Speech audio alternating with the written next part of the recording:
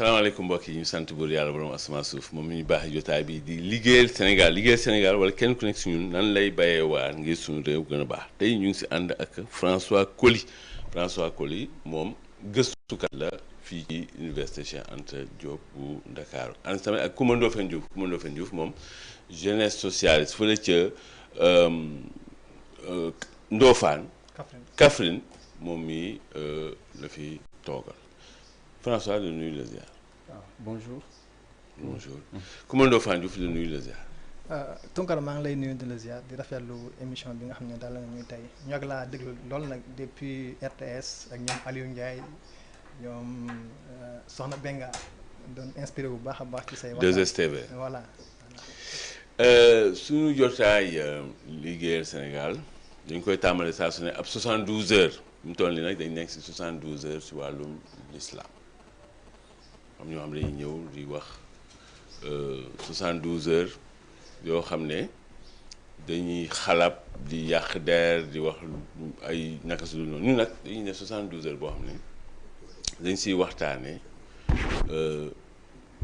luy defar luy liggéey l'islam nag pour defar la ak pour liggéey diine la boo xam ni bi mu ñëwee léegi moom li ko tax a jóg mooy nit ñi nekk ñu baax moom ay ponk yu mu lalu juróomi ponk lislaam yi muy gëm yàlla ak yonentam gëm julli juróom woor weeru koor génne asaka ak dem màkka soo ko mënee lislaam nekk tamit lu lalu lu tegu si ngëm googu muy wax al iman googu it am juróom benni ponk mooy gëm yàlla gëm yonent yëpp gëm téere yëpp gëm malaaka yi gëm bésu pénc gëm ndogal lu la si neex ak lu la si neexul moom it li ñuy wax al ihsaan mooy rafetal def li gën a rafet loolu mooy ngay jaamu yàlla mel ni yaa ngi koy gis te soo ko dul gis nga xam ni moom yàlla mu ngi lay gis lislaam nag nekk lu nit war a dund si wàllum ngëm si wàllu xam-xam ak wàllum koom lislaam moom du génn si loolu ndax saa yu alxuraan waxee ne taxawal julli rek dafa naan génneel asaka te ki génne asaka nag moom mooy wàllum koom lislaam dalu si ab téere muy alxuraan bi nga xam ne moom téeméer ak ñaar fukk ak ñeent la am si ay saar pare am tamit ay aaya saar bu nekk si ay aaya lañ ko faram-fàccee moom juróom-benni junni ak ñaari téeméer ak fanweer ak juróom-benn si ay saar islaam lalu si alquran lalu tamit si dund ak jàngalewu yonent bi sallallahu alayhi wa sallam ñuy wax sunna mu lalu si ay addis yooyu du leen lu dul yonent bi li mu wax wala mu dund ko wala mu gis nit wax nit def ko mu daganal ko loolu mooy ay wax lu mel ni mu ne jëf yëpp ñu ngi ajoo si yéene bi lu waaye yéene rek loolu lay am si jëfam loolu addis la addis yooyu nag ñoom ñoo tënk diine bi ndax diine bi li si ëpp ay addis ñoo lay wax nan ngay jullee ñoo lay wax nan ngay wooree ñoo lay wax nan ngay defee màkka nan ngay ajee màkka yooyu yëpp ay addis la kon lislaam diine la boo xam ne kenn ku nekk nag daf koy delloowaat responsabilité am ndax li ko tax a jóg alxuraan dafa ni yàlla dafa bind nit ak jinne ngir ñu jaamu ko léegi jaamu yàlla nag warugal la woo xam ne du wàcc kenn te sa responsabilité la yow en tant que jullit nga fexe ba sa digganteeg sa borom nga wàccoo ko sa digganteeg sa morom it nga wàccoo ko bul tooñ sa morom bul tooñ sa borom islam li mu gën a bañ mooy tooñ moytu leen tooñ ndax tooñ ay lëndëm lay nekk yow man xiyaa yaa xam looy def mais moytul tooñ surtout moytul tooñ nag sa morom ndax boo tooñee sa borom moom du yàlla moom mën na bañ nekk toppal teg yow waaye boo tooñee sa morom moom loolu yéen ñaar mën ngeen ko layoo islam dafa leeral ni doomu aadama dafa ñëw fii ngir am texe googu nag yaa koy liggéey yàlla daf ñu jox suuf rek jox ñu jumtukaay yëpp léegi nag li si des yaa ko war a mottali yow yaa ko war a liggéey su ko defee nga am dund bu neex fii te xam ni soo deewee mbir mi yemul foofu boo deewee rek yow yàlla digg na ni dañuy dekki te ku dekki rek dañ lay fay say jëf su baaxee nga dem àjjana sa jëf su bonee nag yow nga dem safaan kon lislaam moom ñaari tànk lay doxee daf lay wax ni sa àdduna da nga ko war a lijjanti waaye sa àllaaxira it da nga ko war a lijjanti li la yàlla jox fàggu si sa wàllum àllaaxira waaye bul fàtte tamit sa wàllum àdduna bi àdduna nag lislaam leeral ne waru la gënal sa àllaaxira ndax àllaaxira moo gën a yàgg àllaaxira moo ëpp dayoo bu kenn jëndee àllaaxiram àdduna lislaam jàngale yooyu lay def léegi nag fa am lu am solo mooy responsabilité kenn ku nekk responsable nga dem gëstu sa diine xam ko jëfee ko ba pare tamit di ko jottali lislaam dafa ni yonent dootul am ginnaaw Muhammad sallallahu alayhi wa sallam léegi jullit yi ñoom ñoo war a def liggéeyu yonent yi moom mooy di digle lu baax di tere lu bon di woote jëmale fa yàlla digle lu baax tere lu bon woote jëmale fa yàlla loolu bépp jullit la war ndax yonent dootul am lislaam moom diine bu leer la demal jàngi bu nekk si lëndëm na nga liggéey na nga waajal sa àdduna waajal sa àllaaxira na nga defal sa àdduna waajal sa àllaaxira lislaam dafa wàccu ak alxuraan nag dafay waaraate waaye du jëf yow yaa koy jëfee da nga koy jàng jëfee ko jottali ko jàng ko jëfee ko jottali ko dee moom day jëf te du waaraate moom day ñëw rek moom dal sa kaw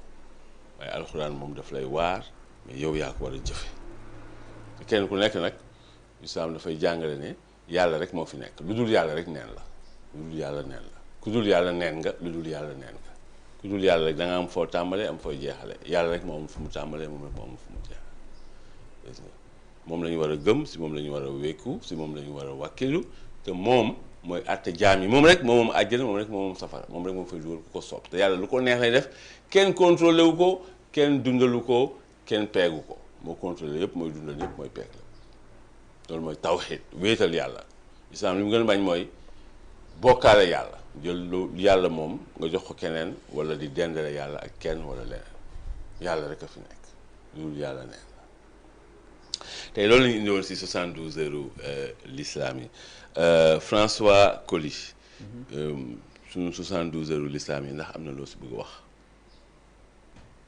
Bon, peut-être le fait que ma remarqué nii da nga def daanaka waaraate da nga waaraate lu bëri mais man xam nga dans le domaine où je fais des recherches scientifiques donc nous on est beaucoup plus campé sur ce qui est vrai de ce qui ne l'est pas. Nous sommes objectifs. C'est dans cette dynamique que nous travaillons, l'objectivité. Voilà, donc ce qui prime pour nous, ce qui est important pour nous, c'est la vérité et la véracité de ce que nous avançons. Voilà, donc c'est dans ce sens-là. Mais ça a aussi une part, c'est-à-dire ça a sa place dans la religion. Voilà, c'est juste qu'il faut savoir faire le lien, mais bon, je ne suis pas là pour ça. Macha allah ku ma Ndofène Diouf si 72 heures l'islam yi yow ndax am na loo si mën a wax. jërëjëf Tunkara maa ngi am mbégte bu baax a baax di la sant la gërëm ci 72 heures yi comme ni nga ko defee parce que benn waaye doon wax naan lu ñaaw lépp bu ko ñëpp doon def du tax mu baax te lépp lu nit di def mbir mu ñaaw yow nga mën def lu baax def ko ba ñëpp dégg ko te ni nga koy defee nii alhamdulilah. te ñaan yàlla xiir ñu ci yàlla musal ñu ci tooñ te xiir ñu ci liggéeyal ko nag liggéeyal sa réew ci la bokk nee nañ bëgg sa réew ci jaam yàlla bokk ñaan yàlla mu xiir ñu ci bëgg suñu réew di ci profito di ziar waa Kaffrine yëpp Kaffrine démb ñu ngi doon fête ngénte bésu gàmmo gi nga xam ne Cheikh Baye Awal mi nga xam ne moo yenu sas bu Abdou Barham moo ngi koy wéyal bu baax a baax ci Kaffrine di ko ndokkale di ko ziar noonu la ñuy ndokkale kilifa diinu Kaffrine yëpp rawatina imam ratib suñu wëllëre suñu soppe. macha allah François Coly tey si wàllum gëstu bi nga xam ni dañ si yëngu yan leeral tey nga bëgg a indi pour parce que gëstu dafa am solo gëstu mooy tax nga ubbi loo bunt yëpp gëstu moo koy ubbi ñu gis ni ñun nag suñu réew yi gëstu dañ see sàggan surtout si wàllum financement wàllum encadrement wàllum ñu gëstu ba pare jëfee ko loolu yëpp ñun dañ see sàggan te yan leeral nga bëgg indi. Merci Tunkara pour votre invitation Et merci également à tous vos téléspectateurs et à vos followers dans les réseaux sociaux. J'aimerais aujourd'hui partager les réalités dans le monde de la recherche scientifique. Moi qui suis dans ce monde, je suis chercheur depuis 2010. J'ai été étudiant à l'université Cheikh Anta Diop, plus précisément au département d'anglais, sous la supervision de Madame Mariam Badiane, qui par la suite sera nommée ministre, et elle va me confier à M. Alioune Badara Kandji, avec qui je vais continuer mes recherches jusqu'à ce que je fasse la soutenance en 2012. Après quoi, je vais me lancer dans la recherche scientifique, mais j'ai fait énormément de trouvailles concernant ce pays, concernant ce monde, ce Sénégal. Et j'ai été même ahuri lorsque je me suis rendu compte que ça ne fait pas plaisir de le révéler comme ça, mais ce pays est construit, il est bâti, il est assis sur un tissu de mensonges. Ah oui. Sénégal fen rek la ñuy dox. daay munoo sax natt fen bi mu toll. loolu leeral ko. am pagay du xaaj du jeex. jox ñu mandarga. ay fen yoo xamante ne fen laa wax de waxuma erreur, parce que erreur nit ki mën na ko def il peut, c'est-à-dire on fait ça par mégarde. Les erreurs, on les commet par mégarde. Mais quand c'est construit sur un tissu de mensonges, là, je vous donne un exemple par exemple. Aujourd'hui, si vous deviez situer la langue Wolof, qu'est-ce que vous alliez dire de la langue Wolof? On vous dit très souvent que c'est une langue nationale. Mais ce n'est pas une, c'est une langue étrangère, la langue Wolof. C'est une langue qui vient de l'Europe de l'Est. La langue Wolof n'est pas plus... c'est-à-dire, c'est une langue étrangère autant que cette langue que nous parlons. Aujourd'hui, moi, la langue que je vous parle actuellement, vous allez dire que c'est le français. Mais ce n'est pas le français. C'est du français, mais c'est le lébou. C'est-à-dire, le français, il est parlé dans l'hexagone. Mais une fois que vous sortez de l'hexagone, par exemple, si vous allez en Amérique du Nord, vous allez trouver là-bas du français, mais c'est le québécois qu'on va l'appeler. Comme en Belgique, voilà. En Belgique, on Suisse. parle. Voilà. Mais ici au Sénégal, la langue que je vous parle et que vous me regardez en train de vous parler, ça s'appelle le lébou. Et ça, peu de Sénégalais le savent. Lébou, le Wolof, moi, ban gani. Wolof, c'est ce que moi, bingay wahni. Wolof. Ouais. Donc la langue Wolof vient de l'Europe de l'Est. Ñom ñu ko fay lak ba légui. L'Europe de l'Est moy ay Tchéquie, ay Pologne, ay yoy. Est-ce que foofu ñu ko fay lak Wolof ba légui? Non, avec ça c'est pas ça, il s'est passé des milliers d'années.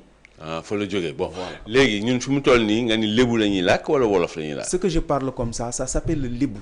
Le lébou. Voilà. Légui Wolof mom lak la wala xeet la? Ça vient de l'Europe de l'Est. C'est-à-dire, il faut savoir que on vous parlera des explorations et des découvertes de l'Afrique, ou bien de l'Afrique de l'Ouest. Il faut savoir qu'il n'a jamais été question d'exploration ou de découverte.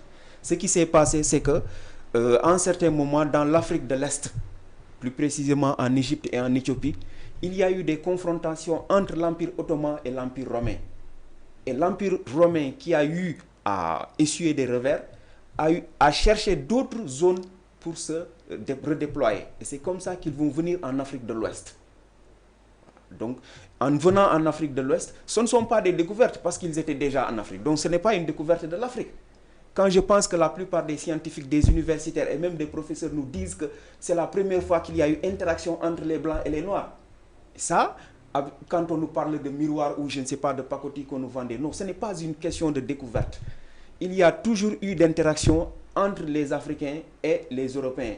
Ici, en Afrique de l'Ouest, c'était une question de redéploiement.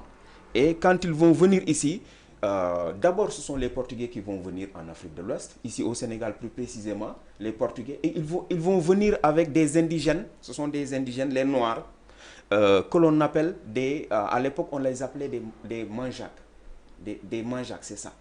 Voilà. Donc ce sont les Mendi, les Gomis, à ne pas confondre avec les Mankagnes. Eux ils vont venir avec des Manjacs, à l'époque on les appelait les Kachors. Ensuite il y aura les anglo-saxons, les Hollandais et les Anglais qui vont venir eux aussi avec des indigènes que l'on appelait les Wolofs. Donc les Wolofs, ils viennent de l'Europe de l'Est et on les a amenés ici pendant cette période. Il y a beaucoup de spéculations dans l'histoire, mais il y a des choses sur lesquelles... Ensuite, il y aura également les Latinos, notamment les Italiens et les Français, qui vont venir plus tard, tardivement, avec des Lébous, des indigènes que l'on appelle les Lébous. Et chacun d'entre eux vient avec sa dialecte, c'est-à-dire c'était des langues très très très rudimentaires à l'époque qui vont venir s'installer ici et se parfaire davantage avec le temps. Les Wolofs, donc, il faut savoir que c'est une langue qui vient de l'étranger, pas plus, enfin, c'est une langue étrangère autant que le créole de Guinée-Bissau, autant que le lébou que je vous parle aujourd'hui, que l'on appelle le français. Voilà ce qu'il en est. Français lébou le tout. Le français que nous parlons au Sénégal s'appelle le lébou. Le français qui est parlé en Amérique du Nord, ça s'appelle le québécois. Et le français parlé en France? Il y en avait plusieurs, mais ce sont des langues qui vont toutes se regrouper autour d'une seule que l'on appelle aujourd'hui le français académique. C'est que le français académique boobu ñun moom la ñuy làkk fii de moom parce que ñoom tubaab yi ñoom ñoo ñu coloniser. bi ñu coloniser loolu la ñuy indil ñun créé wuñ ko ñoom ñoo ko fi indil. Non. France ñaata at la coloniser Sénégal? C'est depuis les découvertes. On parle, la colonisation est officielle avec la conférence de Berlin de 1985. 1800. Oui, 1885 ou 89, quelque chose comme ça. Mais, bon, le 1885, 1886. Voilà, 1885, 1886. Mais cette conférence-là va donner les pleins pouvoirs à la France, parce que la France... Mais avant la France, mi ngi fi woon dañuy coloniser, dañuy administrer. En tant que suppôt de l'Empire romain. Non, Empire romain dee na depuis bu yàgg. Empire romain dee na depuis 5e siècle. Oui, mais ça, c'est ce que l'on va vous annoncer. Mais loolu mooy réalité. Ça, c'est ce qu'on vous annonce. Mais en coulisses, il faut savoir que Rome continue toujours de coloniser les pays de l'Europe. Beaucoup de pays même d'ailleurs. fi mu toll nii. Jusqu'à présent. La France n'est pas un pays aussi autonome que ça. Oui, mais Rome tey l'Empire romain dee na depuis le 5e siècle. Non, loolu dañ leen di koy wax nii rek. dañ leen di koy wax mais réalité tey France roi yi fa nekkoon yëpp ba seen roi bi mujj Louis XVI la ñu mujj rey. mais ñooñu dañu amoon seen autonomie nekk un vrai royaume. waaw on a déclaré que la monarchie a été abolie loolu la ñu déclaré. Mais jusqu'à présent, les familles royales existent jusqu'à présent. Ouais, mais bien sûr. Voilà, donc même Sénégal, famille royale am na fi. ñi descendants yi roi yi fi nekkoon ñu ngi fi ba léegi. Mais ce ne sont France pas... depuis 1789 dañu abolir monarchie bi. Ça, c'est ce que l'on vous annonce. Mais loolu mooy réalité tamit François ko léegi an say preuve si li ngay wax nii ne que français bi ñuy làkk fii lébu la tudd mais du français. Je vais vous dire une chose. Les Européens, lorsqu'ils ont... Parce que ce sont eux qui ont choisi de donner à chacune de ces populations indigènes des noms. Les Wolofs, on leur a donné le nom de Wolof. Le choix n'a pas été fortuit. Les Italiens, ils ont donné au Lébou le nom de Lopu. Le choix n'a pas été fortuit. Et les lusophones également ont donné au Manjak le nom de Kachor. Ils étaient ici en Afrique de l'Ouest sur la presqu'île du Cap-Vert. C'est par la suite avec l'événement de Jacques de Coeur qu'ils vont changer de prénom et ils vont prendre le nom de Manjak. Mais à l'époque, on les appelait Kachor. Ce sont eux qui ont laissé leur nom à la région du Cayor. Quand on parle du Cayor, à l'époque, c'était des Manjak qui occupaient cela. Mais tous ces trois noms-là renvoient à un animal typiquement européen qui se trouve être le canidé. Le choix n'a pas été fortuit. Canidé, ban canidé? Il y en a plusieurs. Les canidés, si vous prenez l'ours est un canidé. Le chien est un canidé. Non, l'ours est un ursudé. C'est un Nursudé. Non, c'est un canidé, c'est une famille des chiens. Il est de la même famille. L'ours, le chien, le renard, le roux, le loup, jusqu'au... comment ça s'appelle encore l'animal là, le fennec. Tout ça, c'est des canidés. Au Sénégal, vous allez voir, on prend ce nom-là pour le répercuter dans les noms des quartiers. Par exemple, on vous parlera de Yoff, de Grand Yoff. Ça, ce sont des formes... c'est-à-dire des déformations de Wolf. Voilà. C'est des déformations de Wolf. Quand on ne veut pas dire le mot tel qu'il est, on utilise un mot qui s'en rapproche. Parce qu'il faut... Wolf, moi là. Wolf, ça signifie chien en anglais, en anglo-saxon. Wolf. The wolf. Le chien de la forêt, c'est le loup. C'est le loup, hein? Voilà. Mais le loup, c'est un chien de la forêt. Oui, mais les gens qui sont français, c'est anglais. C'est ça. Anglais, ils nous colonisent ou nous? Si, l'Angleterre a eu à coloniser une bonne partie du Sénégal, notamment la Gambie, Louga jusqu'à Ziguinchor. Pourquoi on appelle le marché de Ziguinchor Boukot? Bouk, ça signifie livre. Côte, ça signifie enregistrement. C'est le lieu où l'on faisait les enregistrements à Ziguinchor. Donc, Anglais, c'est vrai. Ils ont eu à coloniser. Ce sont eux qui sont venus avec des indigènes que l'on appelle les Wolofs. Les Italiens sont venus avec des indigènes que l'on appelle Lopu, aujourd'hui Lébou. Et les Lébou continuent toujours d'entretenir des relations étroites avec ses populations jusqu'à présent. C'est-à-dire, aujourd'hui, pourquoi est-ce qu'on a le grand Serigne? Le grand Serigne, c'est celui qui fait office de point focal entre le monde des indigènes et le monde des locodermes. Voilà ce qu'il en est. Locoderme mooy lan moom. Les blancs. Indigène locoderme. Bon léegi François est-ce que mën nga ñu tënkal lii yëpp wax ñu lan nga bëgg ñëpp jàpp ko. Recherche scientifique, c'est-à-dire, c'est le parent pauvre, hein, de l'état de la nation. Parce qu'on est dans un pays où l'on est allergique à la vérité. Les gens ne veulent pas entendre la vérité. Je vous ai dit que j'ai fait des trouvailles énormissimes. Moi, je nage dans un océan de savoir, de connaissances. Il y a énormément de trouvailles que j'ai faites. Et quand je parle même de tissu de mensonges, ce pays a été construit et bâti sur un tissu de mensonges. Il ne s'agit même pas de tissu de mensonges. Il s'agit d'un rouleau interminable de tissu de mensonges. Il y a énormément de mensonges que nos autorités savent, connaissent, mais préfèrent taire. Si on vous dit qu'aujourd'hui, vous parliez de religion, tous les guides religieux qui sont dans ce pays, ils n'étaient pas wolof.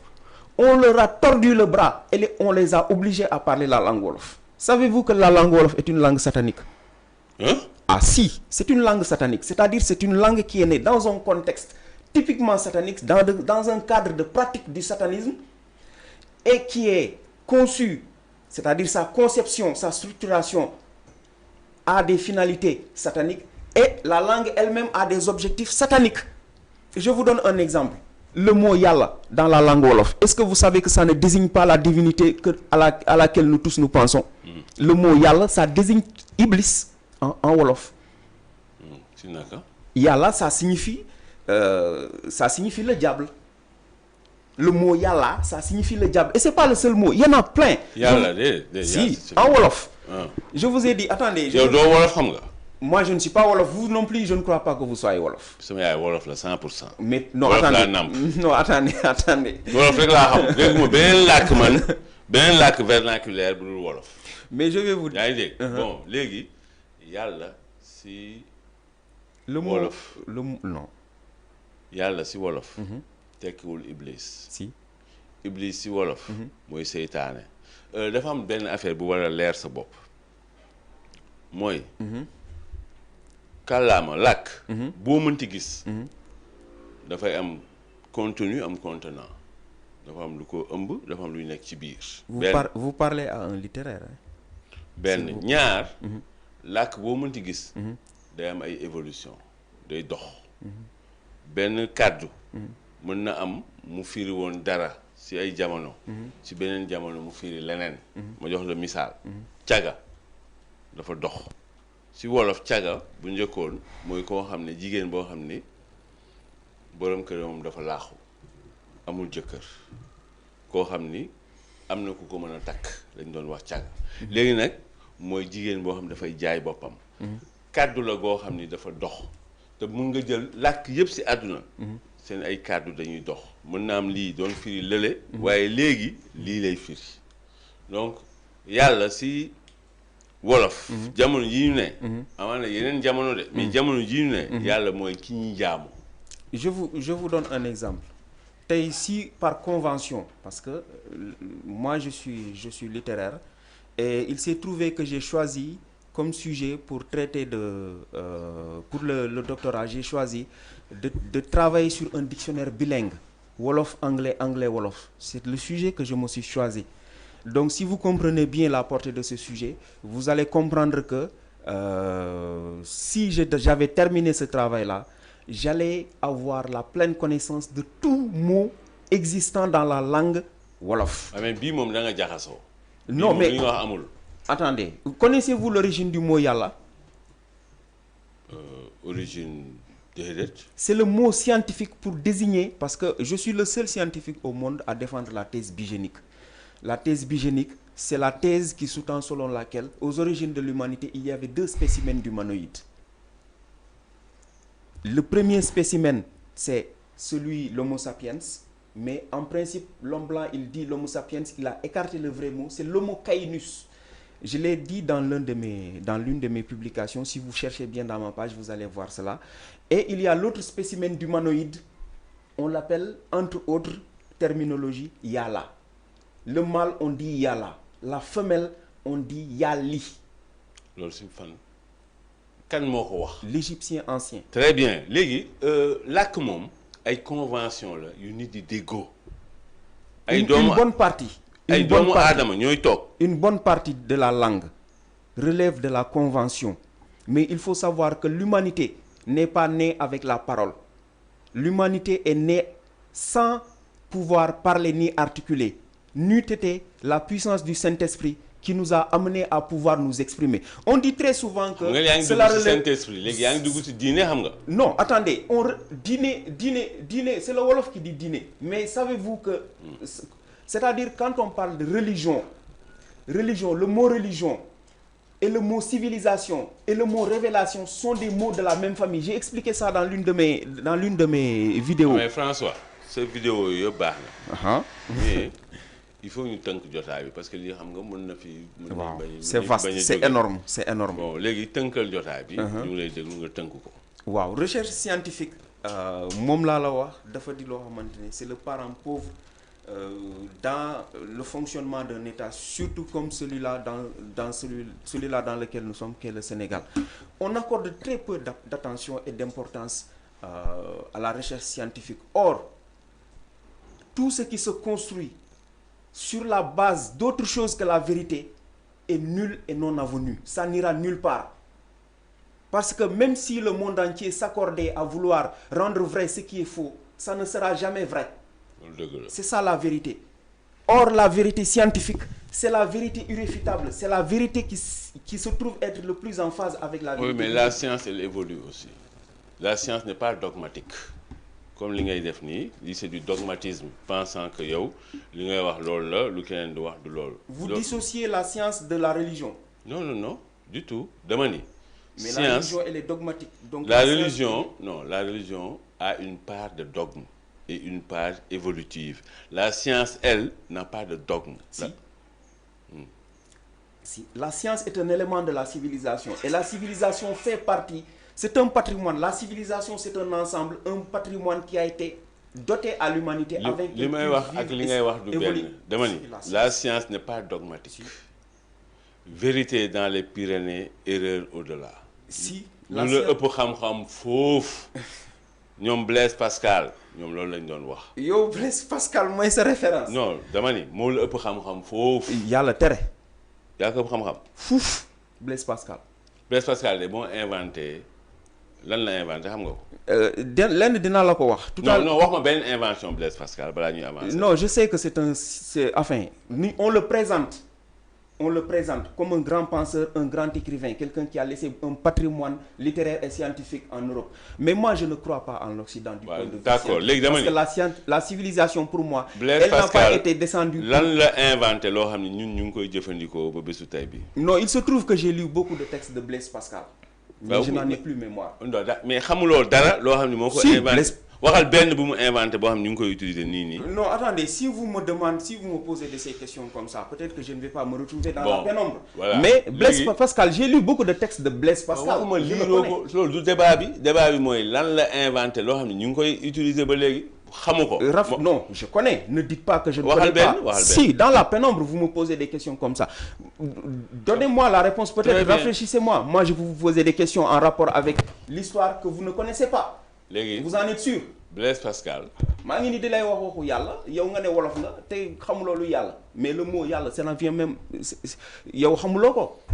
très bien mi ngi noonu donc il faut pas ne cherchez pas à me mettre des bâtons dans les roues. Blaise Pascal moo inventé calculatrice. inventé wu ko.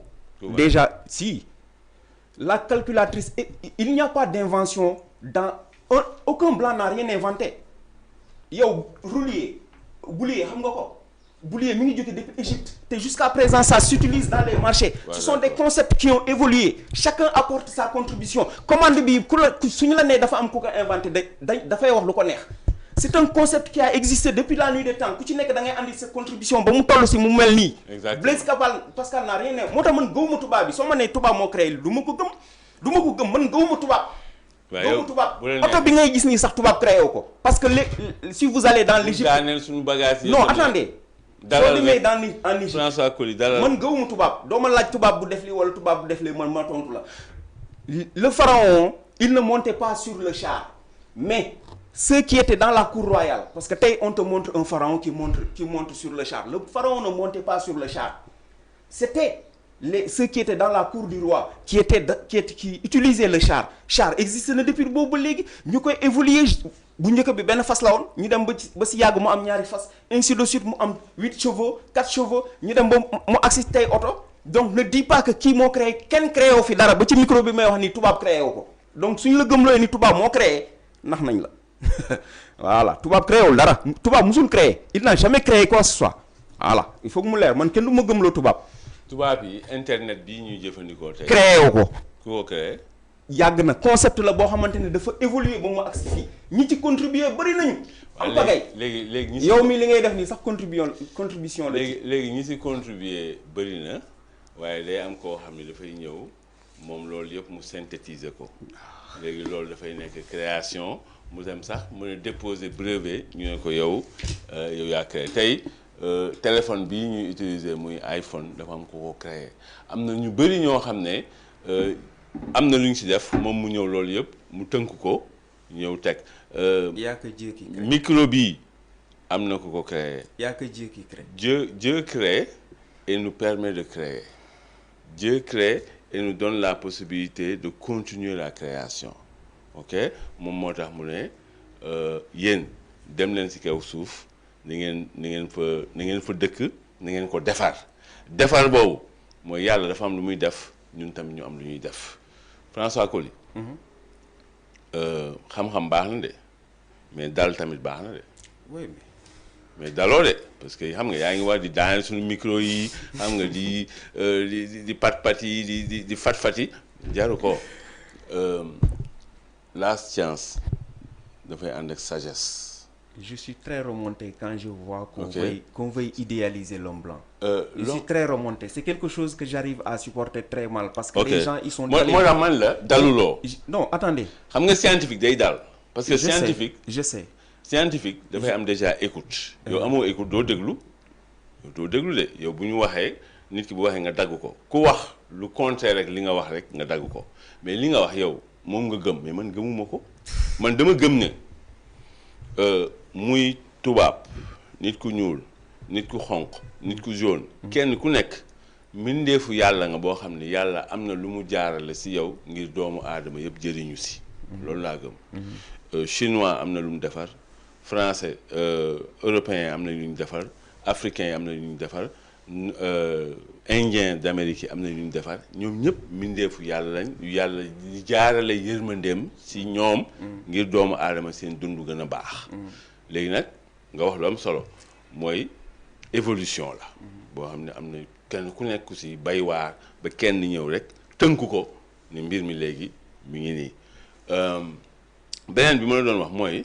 science mooy contraire dogmatisme dogmatisme bu ko tubaab bi bu ñu ko wax ci science esprit scientifique mooy koo xam ne dafa jàpp ni lii la rek leneen amul ñi boroom xam-xam yi gën a mag ci àdduna bi dañuy ñëw xamal la ni Einstein nga xam ne tey xam-xamam kenn du ko naatable ci àdduna bi xam naa Einstein tam yaa ko ëpp xam-xam parce que boo ëppee xam-xam Blaise Pascal waaw moo ëpp xam-xam Einstein benn sunu Einstein kii nag moo raw Einstein mi ngi toog man xalaatuma tubaab mu sut ma xalaatuma ko. léegi Einstein ci boppam moom xam-xamam yi mu indi ñëpp nangul ko daf ci bokk relativité mooy lu nekk dafa am noo koy gisee noo koy déggee ak fu mu yem lu nekk loo mënti gis rek am na noo koy gisee am na noo koy déggee am na fu mu yem vérité dans les Pyrénées erreur au-delà l'esprit scientifique la vérité scientifique elle-même la vérité scientifique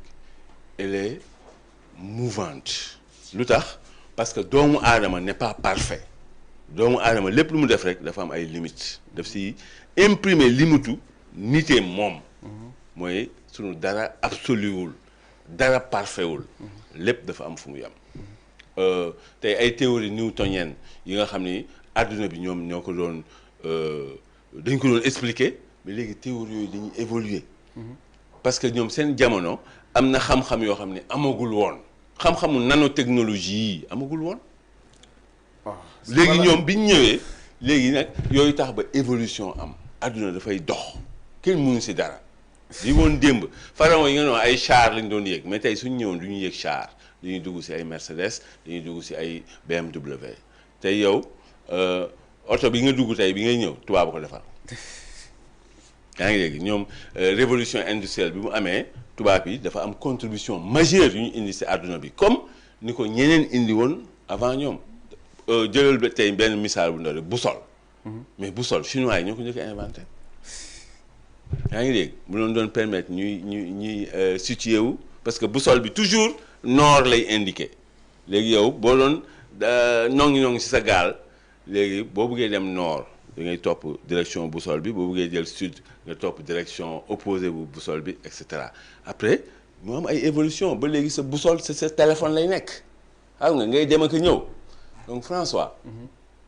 un vrai scientifique moom vraiment day dal du dogmatique te yow da nga fi wane ñàkk dal ak dogmatisme looy jeexalee.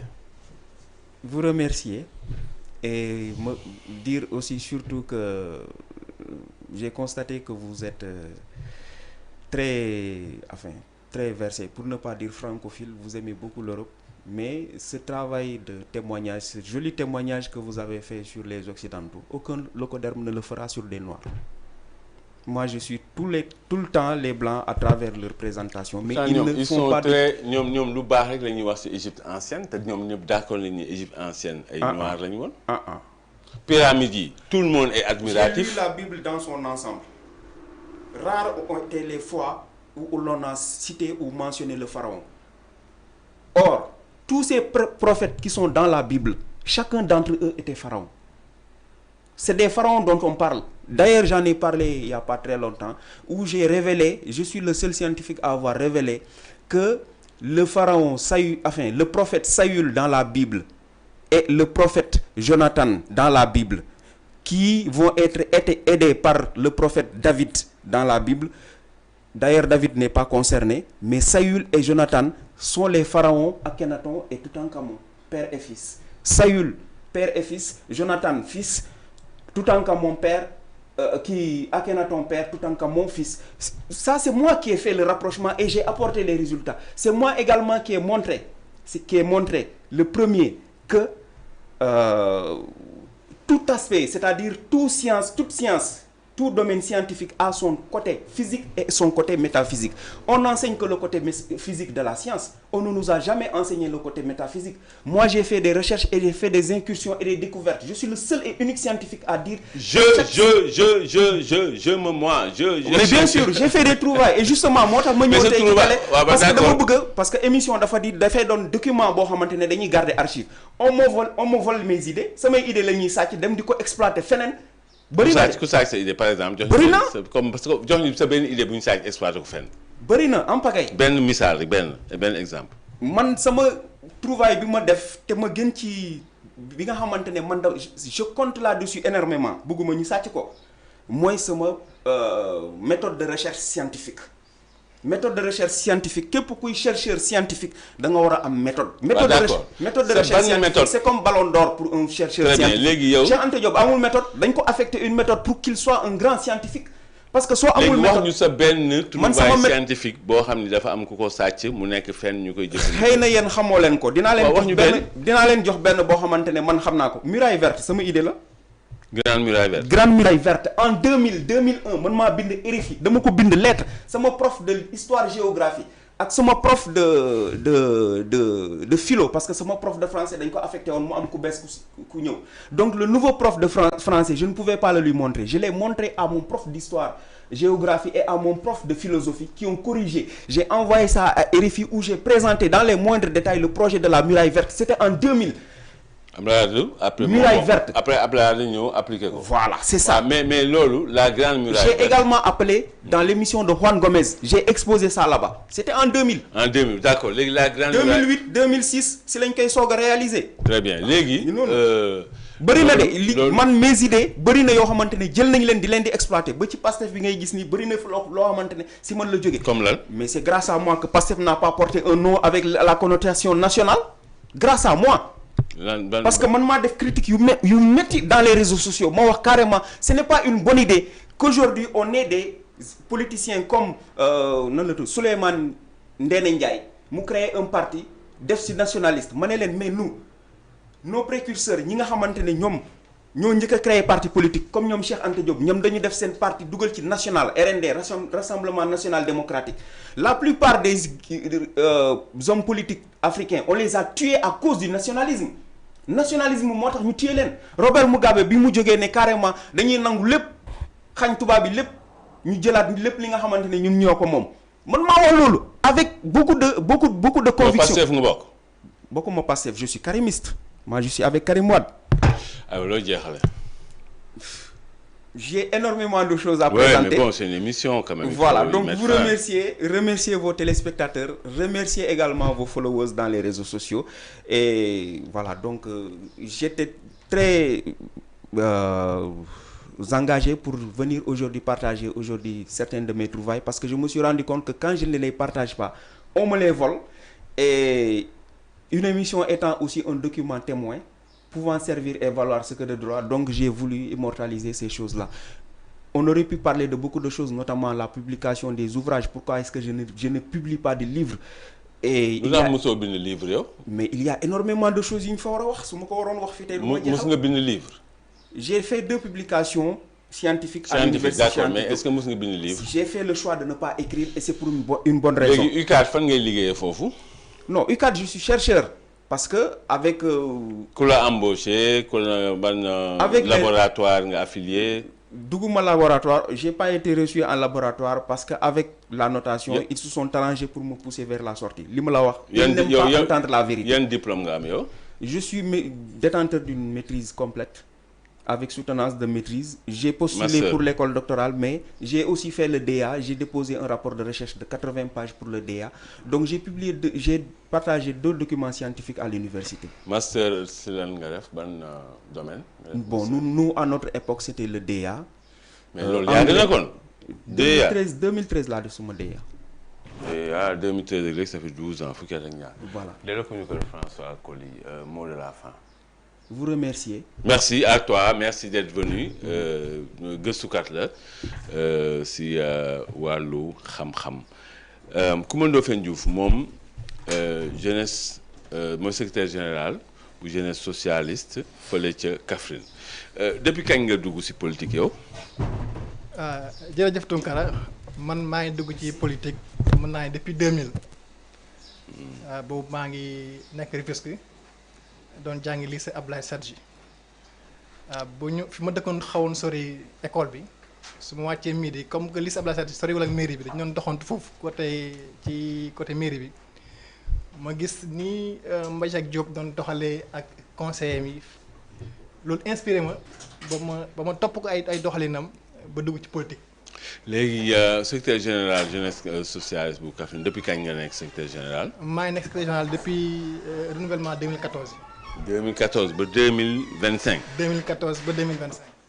yaa ngi mi ngi bëgg yàgg léegi. bu yàgg na trop te Kaffrine boobu ba léegi parti socialiste dafa mel ni da ngeen seen doole day gën di wàññeeku. loolu mooy constat général doole bi mën na jàpp na dafa wàññeeku mais en vérité doole bi dañ ko gësamul dafa toog. mais daa wàññeeku rek tamit nag. waaw dañ koy nangu. xam nga parti socialiste si digg ndëndëm. fële ca Kaffrine foofu eh bien dégg nga maam kenn du ko fa laal. dëgg la. sa kaw sa coll ba la nekk wax ñu fàttali ñu ay kàngam foofu. d'abord am na kii Matassa Diallo daanaka ci ñi ko sant la bokk. Thierno Birame Ndaw la Lion di Ndoukoumane. Thierno Birame Ndaw. Après Thierno Birame Ndaw. ndem si yàlla Alaaji Gaye te nekkoon maire nekk ci papa ci Bacha Gaye maa ngi ko nuyu bu baax ba ci Abdoulaye Daal mi nga xam ne jamono ji moo jiite union régionale bi jiite coordination bi ma nekk muy coordination commune Kaffrine. aywa fi mu toll nii lan nga bëggoon tey leeral si bopp ñëpp.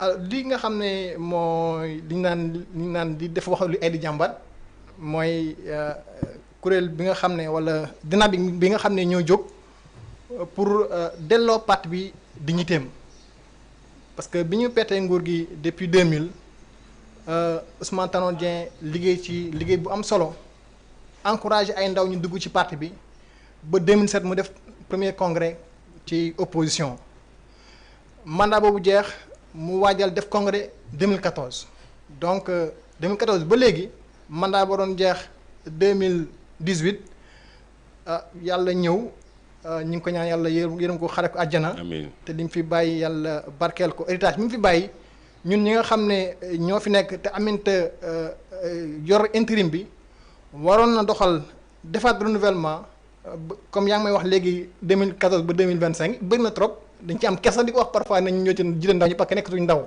nag nii nañu fekk ñu nekk ci yeneen stade loolu nag pour mu am il faut que ki yor intérim bi yor ndono Senghor ndono Abdou Diouf ndono Ousmane Tanor Dieng di so ajatu Aminata Mbengue Ndiaye moom ak ñim seqal bureau politique bi ñoo waroon waxtaan continuer processus bi nga xamoon ne daanaka Ousmane Tanor Dieng bi muy gaañu lancé woon na ko muy renouvellement intérim boobu nag Aminata Mbengue Ndiaye yor ëpp na daanaka mandat parce que daanaka romb na juróomi at ñun nag ñu ne dëgg-dëgg xaar bi yàgg na heure bu ñu waxee def ay jéego ñu indil ñu tur ñu lëndëm indi ay alibi pour bañ a defal mbir mi te ñu bañ li amoon 2016 ak suñuy camarade ñoom Khalifa Sall ba mujjee yoon ba yoon amoon ci wàll am ñu ci tëjoon am ñu ci dàq ci parti bi ñu bañ nag loolu dal ñu loolu moo tax initiative boobu dem ne li ñuy am ni ñuy doxalee parti socialiste awul yoon te nañu moytu erreur yi nga xam ne daroon nañu kon nañ dem ci yoonu àtte ñu loolu mooy li nga xam ne mooy li nga mooy. jël ngeen avocat. jël nañ avocat mais El Hadj Diouf mooy suñu avocat. léegi li ngeen bëgg mooy yoon forcé soxna Aminata Mbengue Ndiaye sama yaay pour mu organiser renouvellement parti. waaw li ñu bëgg mooy li ñu bëgg yoon constaté na parti bi situation bi mu nekk nii mën na indi ay fitna mën na indi ay jéeya parce que mës na fee am ci waroo ci ay gis-gis yoon constaté na mandat yi jeex na bu yàgg kon les mandats yi dañ ko renouveler yoon jox ak digal Aminata Mbengue Ndiaye ak ñi mu seqal yi ci nu mu gën a gaawee ñu renouveler instance de base yi pour que suñu parti mën a dynamique mën a bokk ci renouvellement bi nga xam ne moom mooy am jamono ji fi mu nekk nii parti dafa paralysé parce que mun am benn dynamique kii bi passé élection présidentielle yi ñaata ngeen amoon élection présidentielle yi amuñu candidat xam nga bi mooy boobu yaa ngi élection législative yi tamit yaa ngi élection yi législative yi benn député lañ am gis nga ni ñuy wàcce noonu loolu dafa xaw doy waar benn député le PS am muy kan muy responsable des femmes bu Fatick kooku rek moom mooy député PS ci PS loolu doon lu doy waar te image dafa fay nag dañ koy nangu non PS ni ñu ko yoree moo baaxut mais PS kàngam yi li mu am ci kàngam Tunkara booy mënoo lim fii ci Sénégal ñetti parti yoo xam ne yemoon nañ demin ak parti socialiste bu moyee ñu yor nguur muy APR wala Pastef bi nga xam ne ñu ngi doog a jóg te li ñu dund balaa nga xam ne am nañ résilience parti au pouvoir wàcc dund lu mel noonu loolu nag pour ma am parce que amoon nañ njiit bu am vision muy Ousmane Tanor Dieng bi ñu bettee nguur gi rek dafa def ay recrutement ñoom Aliou Ndoye ñoom ñoo Baye Diouf ñu bari. mais loolu yëpp amul résultat. tey ndaare ngeen jël. résultat bi mooy que ne parti bi boobu léegi mi ngi existé. parti boobu léegi mi ngi dox. mais parti bi mi ngi existé ndaare bi ñu jël parti boo xam ne tey moom moo yoroon Sénégal ngeen fukki at ngeen dem ba tey am benn député ngeen dem ba parti bi paralysé. mais loolu tamit da ngeen war a constater que parti bi dafa dee. loolu dafa nekkul bëgg-bëgg militant yi. Tunkara mais parti bi moo dee. non parti bi xam nga léeg-léeg gis nga Coumba Ndoffane Diop léeg-léeg gis nga mbir. di nga bañ ni nga ko bëgg lool. muy sa waajur muy sa doom muy sa borom kër muy sa soxna waaye bu deewee da nga ko war a suuli. Tunkara parti bi looloo dëgg parti bi deewul parti bi dañ ko réinventé waat adapté ko à la situation actuelle. lu ñuy réinventé mooy lu dee. non du ma wax dee parce que fépp foo dem dañ la kii mooy responsable parti socialiste fii. waaw d'accord mais xam nga tey. mais dynamique bi mu amoon amatu ko. tey boo ñëwee nga fekk benn kilifa ñu ne la kii mooy chef de canton mais loolu dee na loolu amatul tey parti socialiste dafa dee foofu lañ toll tey njiit li. yéen seen bopp nangu ngeen ni nekkul ci yoon. jafe-jafe am na. non nekkul ci yoon ngeen wax. absolument waaw. beneen bi bëggatu leen mu jiite beneen bi wér-gu-yaramam mayetu ko beneen bi parti bi doxatul beneen bi.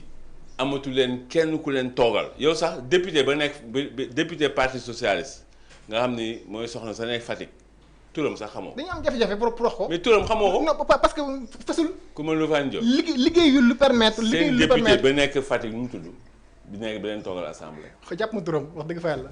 loolu mooy parti bu dee. justement. ah bon comme léegi parti bi dee la. man nag lu dee dañ ko defal enterrement de première classe. parti bi deewul. àdduna da ngay nangu lépp lu dund. dafa am cycle de vie jàng lool. dëgg la cycle de vie dafa am dafay juddu am croissance am maturité faatu. waaye itam jàppal ne renaissance dafa am. waaw léegi lu renaissance mooy loo xam ni deewoon na ñu war ko dekkalaat loolooy renaissance yow d'accord nga ni da ngeen war a dekkalaat parti bi. dëgg la waaw loolu waaye léegi lu ñuy dekkal mooy lu dee. non xam nga mun maa nangoo ak yow ci dee na. parti bi ngi nelaw. baax na bon parti mi ngi nelaw. waaw léegi dañ ko bëgg a yee. bon léegi nag dafa wax lu am solo. waaw. parti social mi ngi nelaw. xam nga sànq dafa ni renaissance la njëkk a wax. waaw. génn na si loolu renaissance moo doon ñu dekkal ko. léegi nee na mi ngi nelaw waaye nelaw ndax du rakku dee. suñ koy bàyyi ci la jëm. moo tax ñu jóg waaye nelaw ndax ku dee. loolu moo tax buñ ko ci bàyyi ci la jëm. loolu moo tax ñu jóg loolu moo tax ñu jóg bañ mu dee. parce que ñii bu ñu leen fi bàyyee da ngeen am élection locale sax doo am conseil municipal. ah boo koo xam ne benn député nga am yow mi amoon. waaw mboolem assemblée bi yaa ko moomoon. waaw léegi nga am benn député boo xam ne xamuñu sax turam. ñun moo tax ñu jóg inconnu. ñun moo tax ñu jóg pour bañ loolu. mais loolu dafa am ba pare. non déedéet ma ne situation bi mu nekk dañu bëgg mu dakk. waaw léegi mooy dekkal bi. waaw. daa dee man dama ànd ak yow xam nga man scientifique la. waaw. du ma la wax loo xam ne mënta ne. dama la naan lii d'accord naa ak yow ni dañ ko war a dekkal man ànd naa ak yow 100%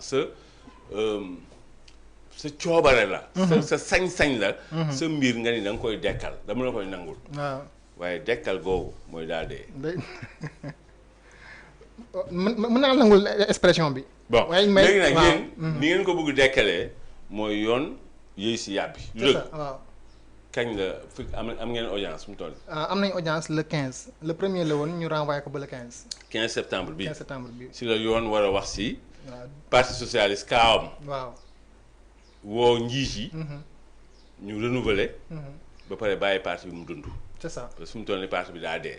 bon léegi li nga bëgg tey mu leer si bopp ñëpp lan la.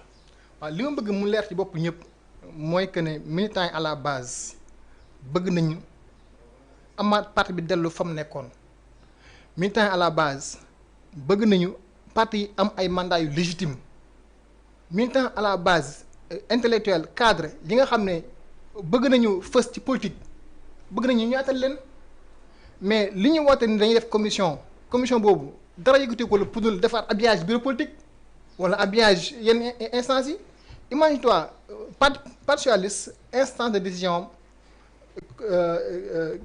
kii la congrès la wala comité central mais comité central ba mu gëjee am kenn xamul kañ la. ah comité central kañ naa moom ñu bañ nekkee gune lañ doon dégg comité central kenn xamul kañ la depuis Ousmane Tanor Dieng. waaw parce que loolu li ko waral mooy que ne nekk nañ ci concept ci contexte boo xam ne bañ nañ violence am. soo wootee ki ñëw xamoo lu mu indaale xamoo ci yenn situation la nekk loolu moo tax woote wuñ ko ñu préféré di woote bureau politique di ko élargir. ah comme central boo ko wootee gaañu rayante. voilà justement boo ko wootee ñuy rayante. Abdoulaye Wilane ñu ngi koy ziar. moo tax fi mu nekk nii suñu mag la suñu kilifa la. di ko ziar honorable moo tax fi mu nekk nii li ñuy def par chaque fois dañuy woote bureau politique di ko élargir dafa jël ay décision te instance yooyu du instance de décision. ma fàttali 2016 bi ñu waay dem élection législative Ousmane Tanor Dieng nga xam ne leadership bi mu am dafa consulter la base ne leen ñu ngi ci coalition élection yi di ñëw nan ngeen bëgg ñu demee ci ndax da ngeen bëgg ñu dem ak coalition bu ñu dem ak coalition nan la ñu war a demee Tounkara dañoo voté ci coordination yëpp indi résultat yi ñëpp d'accord ne nañ continuer ci benno bi ànd ak ñi nga xam ne seq nañ ak ñoom depuis 2012. loolu élection présidentielle yi ñëw 2019 Ousmane Tandian def lu mel noonu mais élection yi weesu te nga xam ne Macky Sall waxoon na ne moom pare na wax ko waxaat ko bind ko ñun parti socialiste ñu préféré di toog di ko digluwaat man en 2022 ci benn ndaje dama toog ma ne Macky Sall wàccoo nañ ak moom fal nañ ko falaat ko moom wax na waxaat doyul mu bind ne pare na kon PS nañu waajal seen bopp ut candidat loolu 2022 laa ko wax ba ma ko waxee du ne dégg naa ko mais cadre yi nekk ci parti bi ñëpp loolu moo nekkoon seen gis-gis te amoon na ñoo xam ne pare nañ pour taxaw ci mais lu dër yi nga xam ne moo nekk ci instance parti socialiste day fatt élan yu bëri. waaw mais nag réel politique la woon tamit parce que amul leen woon candidat. lu laa li la indi candidat moo ñu déglu la base. waaw mais parti bi amoon na ñu bëgg a nekk candidat. am na ñu bëgg nekk candidat. mais Jean Baptiste Diouf bëggoon na nekk candidat. Jean Baptiste Diouf bu nekkee candidat tam du am dara. mais déedéet loolu mais au moins mu taxal parti bi. mooy maire Grand Dakar dina am dara te du moom dong xam nga li doy waar ci parti socialiste mooy que ne boo bëggee am initiative automatiquement dañ lay catégoriser fenn ba pay di wut ay pexe yu ñu nelawalee initiative yooyu loolu mooy indi suñu problème. bon léegi loolu moo tax 2024. waaw parti socialiste ñu demaat waaw ci ginnaaw Amadou ba nga xam ne militant la woon parti socialiste génn dem APR tey mu ngi nii fi ñu nekk. waaw loolu nag seen gàcce la loolu moom seen gàcce la woon moom vraiment ngeen dem ci ginnaaw Amadou Ba moom. franchement moom loolu moom nga nim gàcce la c'est ça la vérité. loolu nag mandarga la ne parti bi daa dee mandarga bu mag mooy koo xam ne si ñun la bokkoon génn si ñun après ñun. li muy mandargaal mu génn dem yoon. li muy mandargaal mooy ñi tënk parti bi amuñ ambition te parti bi nag am na ay ndaw yu am ambition am na ay cadres ay intellectuels yu am ambition partout à travers le pays et dans la diaspora ñooñu dañoo pare pour taxawal parti bi loolu jafewut li ñuy laaj rek mooy légitimité nañ def ay renouvellement base bi lu ñu décidé ñu xam ne loolu la. waaw léegi bu fekkee ne dañoo am ambition la bu fekkee dañoo am ambition ñu am ambition ñu taxaw doxal parce que gis nga Tounkara 2 ans yii ci mandat bi ñu nekk nii jomaay bi 2 ans yii moo nekk période pour def ay renouvellement ci parti politique 2 ans yi comme raw yow dootoo bokk ci kii yi di ñëw da ngay mujj di. bon comme léegi mbir mi ngi ci kanamu yoon dañu muñ tuuti ba le 15 ñu xool lan la yoon di wax xam naa dinañ leen may délibéré. ñu déglu mais ala kulli xaal il faut renouvellement am. ala kulli xaal. loolu moom mënta ñàkk. man war naa weesu responsable jeune. waaw Lamine Kangam. nuyu la ziar. maa ngi lay ziar professeur di la nuyu. yow activiste nga. di la jox sa wàccuwaay waaw. di nuyu activiste mooy koo xam te ne dafay servir peuple ranger aussi ginnaaw population bi nekk un combattant de la liberté. nekk koo xamante ne mais politiciens tam loolu la ñuy wax de politiciens dañu naan dañuy def politique pour servir seen peuple. amul politicien bu taxaw ne damay ñëw pour sucer le peuple amul. bon lii différence bi rek mooy que ñun rangé wuñu ci benn parti politique ñun dañu resté ci côté askan wi. société civile ci fumier yi ngeen bokk.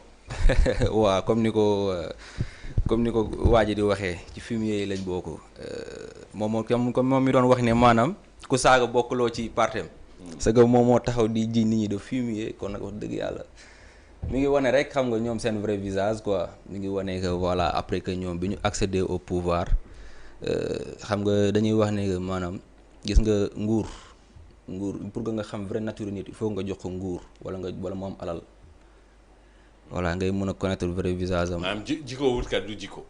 du jikko. jikko ki am mooy jikko. voilà mooy li ñu. ñoom ne fu mu toll nii am nañ nguur nag mais nguur gi ñoom ni ñu koy jëfee.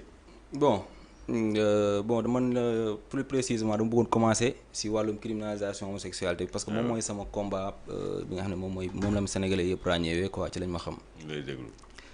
bon ci loolu ñoom dañu ñëwoon ne ñu bëgg ñu joxe nguur dina bokk si loi ñi njëkk a voté pour criminaliser ko loolu la ñu waxoon campagne ko ànd ci ak ay association sàmm jikko yi Jamra aussi tamit mu nekk ay association yi nga xamante ne ñu gëm valeur lañ ñoo xamante ne ay figure emblématique ñoo fa nekk supporté woon projet boobu noonu àndoon ak moom dem waxtaan ba mu ne que d'accord na bu ñu ko joxee nguur gi dina ko dugal pour ñu criminaliser ko ñu jox ko li nga xam ne moom mooy pouvoir bi leen joxee pouvoir ñu daal ne des na amaguñu majorité assemblée nationale parce que ñi leen galgaloon en 2022 ñoo fi nekk ba tey ñu jël 130 députés jox leen muy majorité écrasante ñu yor ko ci seen loxo donc bi ñu ko yoree ci seen loxo laa nii léegi ñu def 2 ans ñaari at te waxuñ ci wàllum criminalisation homosexualité amul benn autorité boo xam ne mës na bokk passé bu mës a génn toog exprimer wu wax ci wàllum criminalisation homosexualité. ah si.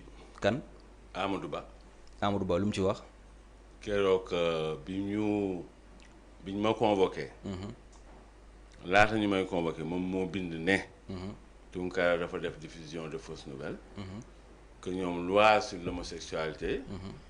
pour criminaliser ko dinañ ko voter sans faiblesse lii la bind ci Facebook.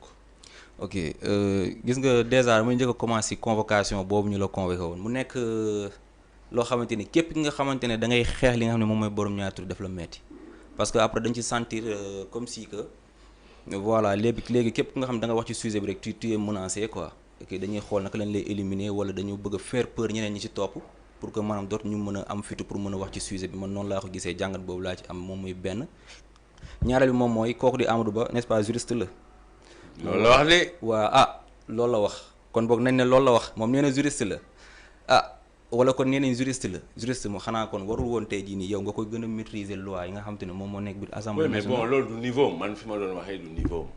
foofu la problème bi nekk nag fa la problème bi nekk bu nemee ba ñu jël ñi nga xamante ne ñoom c'est-à-dire en fait ay juristes yoo xam ne dañu sax bind loi di ko yóbbu ñu naan leen non li dëppul ak suñu constitution. mais parce que ñoom après ñu ne ñoo ñuy jiite quoi. waaw mais politique moo demee noonu politique li ñuy wax du biir day jékki-jékki wasin te bu wasinee xeetu doom bu ne dina ko indi. waaw moo tax nag fu mu toll nii gis nga wàllum borom ñaari tur bi nii c'est-à-dire ñun dinañ leen si topp parce que dañuy continuer def ay marche duñ ko bàyyi ak ñoom parce que criminalisation wala mos dem ndaxte mbirum góor jigéen duñ nangu mu nekk combat boo xamante ne dañ koy utiliser jouer ñun ci suñu sensibilité parce que niñ ko campagne woon na wax dëgg yàlla professeur man mii sax nga xam ne man Lamine Kanga bu ma taxawoon ci jamono jooj ne bu ngeen ma joxee nguur ma criminaliser sénégalais dañ may voter man je me dis que seen 54% yi bu ñu ci génnee woon ñi nga xamante ne ñoom ñoo leen voter pour que criminalisation homosexualité mën a am la moo def ci 54% yi kon du ñu accéder au pouvoir donc kon loolu dafa participer bu baax ci lii leen fal te ñoom loolu lañ daan lee Macky Sall te ñoom tanewuñ ci Macky Sall jamono ji Macky Sall du seen morom de. Macky Sall lu leer la waxoon. tant que mi ngi jiite réew mii. loolu du fi dagal. waaw mais bon gis nga. loolu da xam nga loolu amul lu ko gën leer. dëgg la te loolu si la taxaw. ba keroog muy dem. bon ñoom nag dañ doon politique yàq deru Macky Sall. tam ko dëmm wax lu dul dëgg dox si maayinu nitu diine yi. mais ndekete ay politiciens lañ rek te politicien moom day signaler gauche jaar droite li mu bëgg mooy jot nguur ak bànneex yi ci ne te pour loolu loo bëgg mën na la ko dig loolooy politicien loo bëgg loo yaa xam nee ma lii nga bëgg rek man la d'accord loo fal ma rek loolu lañ def c'est-à-dire da ngeen di nangu yéen comme Karim xam nga Karim xulum xàq moom loolu combat am la moom tam yow li nga wax nii daf leen jàppale woon ne day sol daalu weñ jàppale leen mais léegi nangu na ni dañ ko nax que moom ñi mu fi mu doxoon yëpp di fa wax ne bootal leen ñi ànd leen ak ñi jàpp leen ak ñi parce que dañuy góor jigéen dañ koy criminaliser moom ñooñ daf leen di jéggalu ba pare dafay demaat wax leen ko yéen est-ce que déjà liggéey boobu def ngeen ko ngeen nangu ne dañ leen nax bon laa nii loolu lañ commencé gëm parce que. bu fekkee fa ngeen toll Lamine. non parce que xam li tax li tax ñu bëgg nax leen. non li tax ñu bëgg bàyyi li tax maanaam bëgguñu jàpp ne que voilà nax nañu duñ ko def parce que maanaam ñun tamit on va pas se laisser faire. waaw d'accord ñu bàyyi mu sedd mais xam nga loolu mooy combat bi ngeen nar a def. mais ñoom li ñu def. dañ leen nax. waaw mais après na nekk duel rek on verra si maanaam askan wi ñoom li ñu bëgg moom mooy am beneen étape la non dama ni ñoom bi ñu ñëwee di leen wax yooyu ngeen ànd ak ñoom boobu ñoom yéen dañ leen doon nax. fa laay waxee xam nga affaire étape la. état bu jot nguur ñoom bañ sa newee état bu ut nguur dañ naxaate. te si naxaate yi affaire góor jigéen bii si la bokk.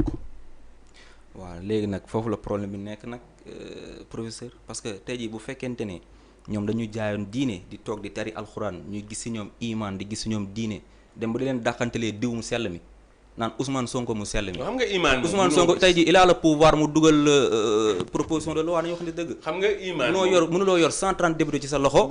ba pare nga bëgg a sëgg bëgg a noppi ci loi bi criminalisé. ñoom bi ñu jotee nguur lañu wax lu leer dañu wax ne ñoom phénomène boobu Sénégal dañ ko fi toléré fii ci université bu Dakar. ñëpp di ko dégg. loo toléré kay noo koy criminaliser mënta ne. voilà mi ngi noonu nag moo tax ñu ñëw. waaw ngeen war a nangu déjà ni dañ leen nax benn. parce que tamit nit nga rek yow da nga gëm dara nit ñëw ne la li nga gëm nii man dama koy jëfee dama koy jëmmal mais yoon la nga ànd ak kooku. su fekkee moom moo la doon nax bon yow naïf nga gaa parce que gëm nga politicien waaye daf la nax. koy nangu Karim xam nga nangu la. yéen nag nangoogu leen de. bon Karim sànq rek ñu ngi déggante am naa après dina message bu ma jàllale. yéen nangoogu leen de mais dañ leen nax de. mais en tout cas li ma mën a wax moom mooy. criminalisation parce que dañu aay nag dañu aay dañu garaaw. si non si dañu mën manipuler. dañu aay de dañu mën manipuler parce que gis nga ils ont l'art de convaincre sans avoir raison. ah loolu ku ko waxoon.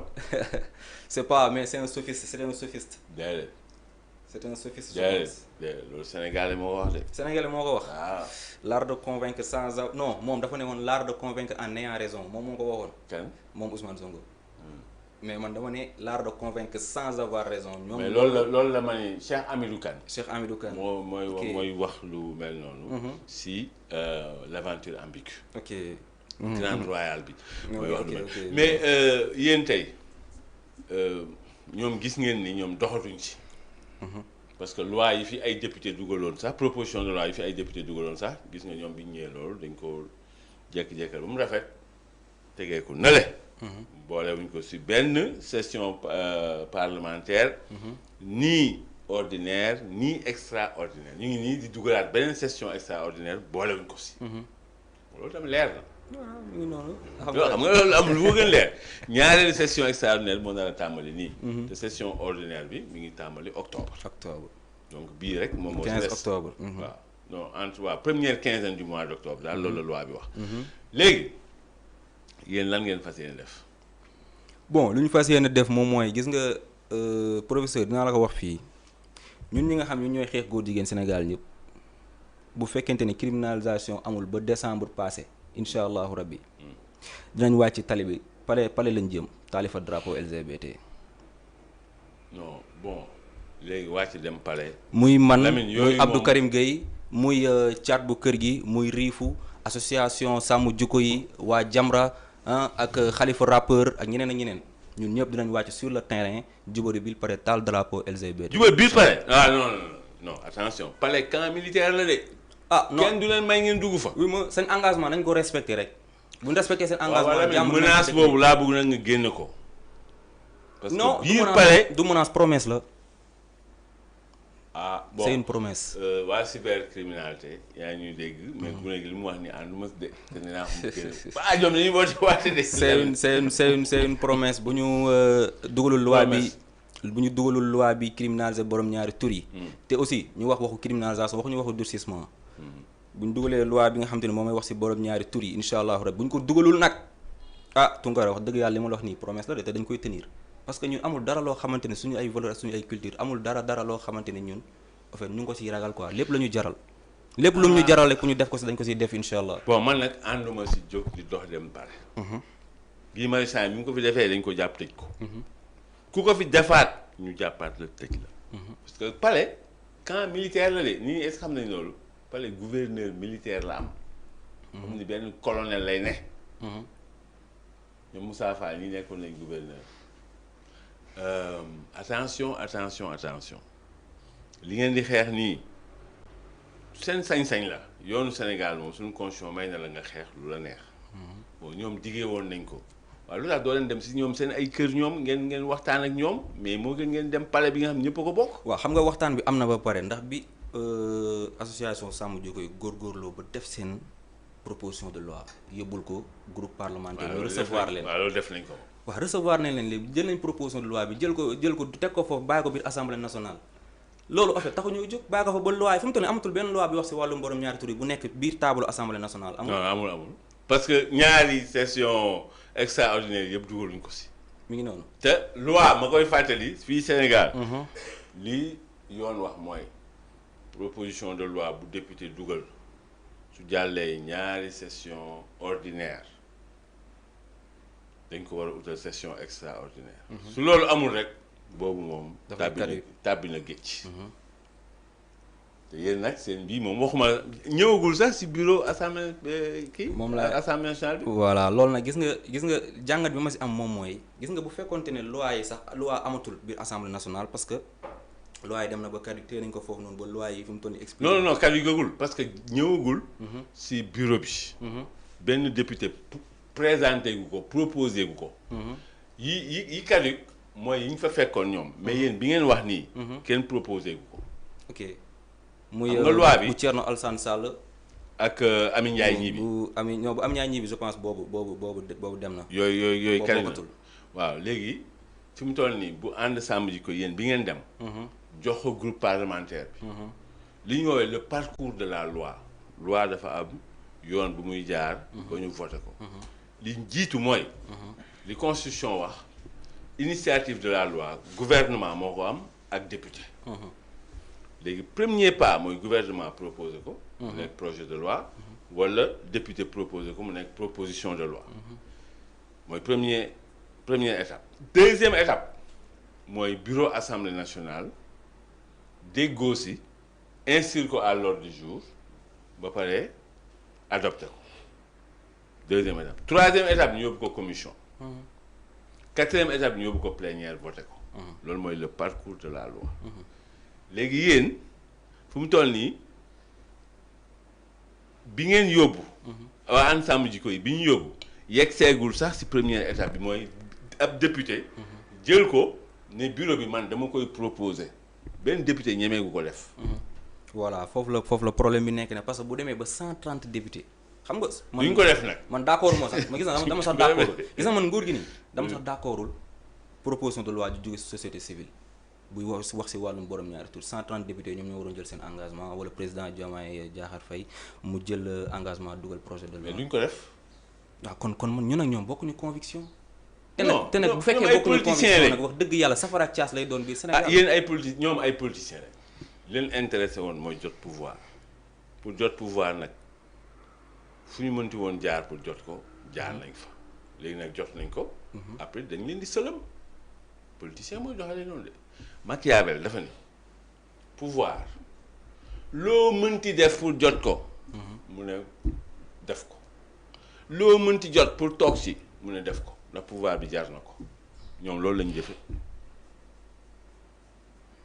li ñu mënti woon def Macky Sall yàq deram tam ko dëmm jiiñ ko raykatu nit jiiñ ko sàcc lépp dara du si dëgg def nañ ko pour jot nguur léegi nag ñu ngi toog si nguur gi bépp lay bu ñu mën a indi dinañ ko indi pour toog si nguur gi. waaw non parce que loolu fenn parce que tey jii bi nga xam ne borom ñaari tur bi ñëwoon Sénégal n'est-ce pas loolu Sénégalais yëpp yëgoon nañu ko doon ko naqarlu ba taxoon ñu organiser. marche ñoom lu ñu si def.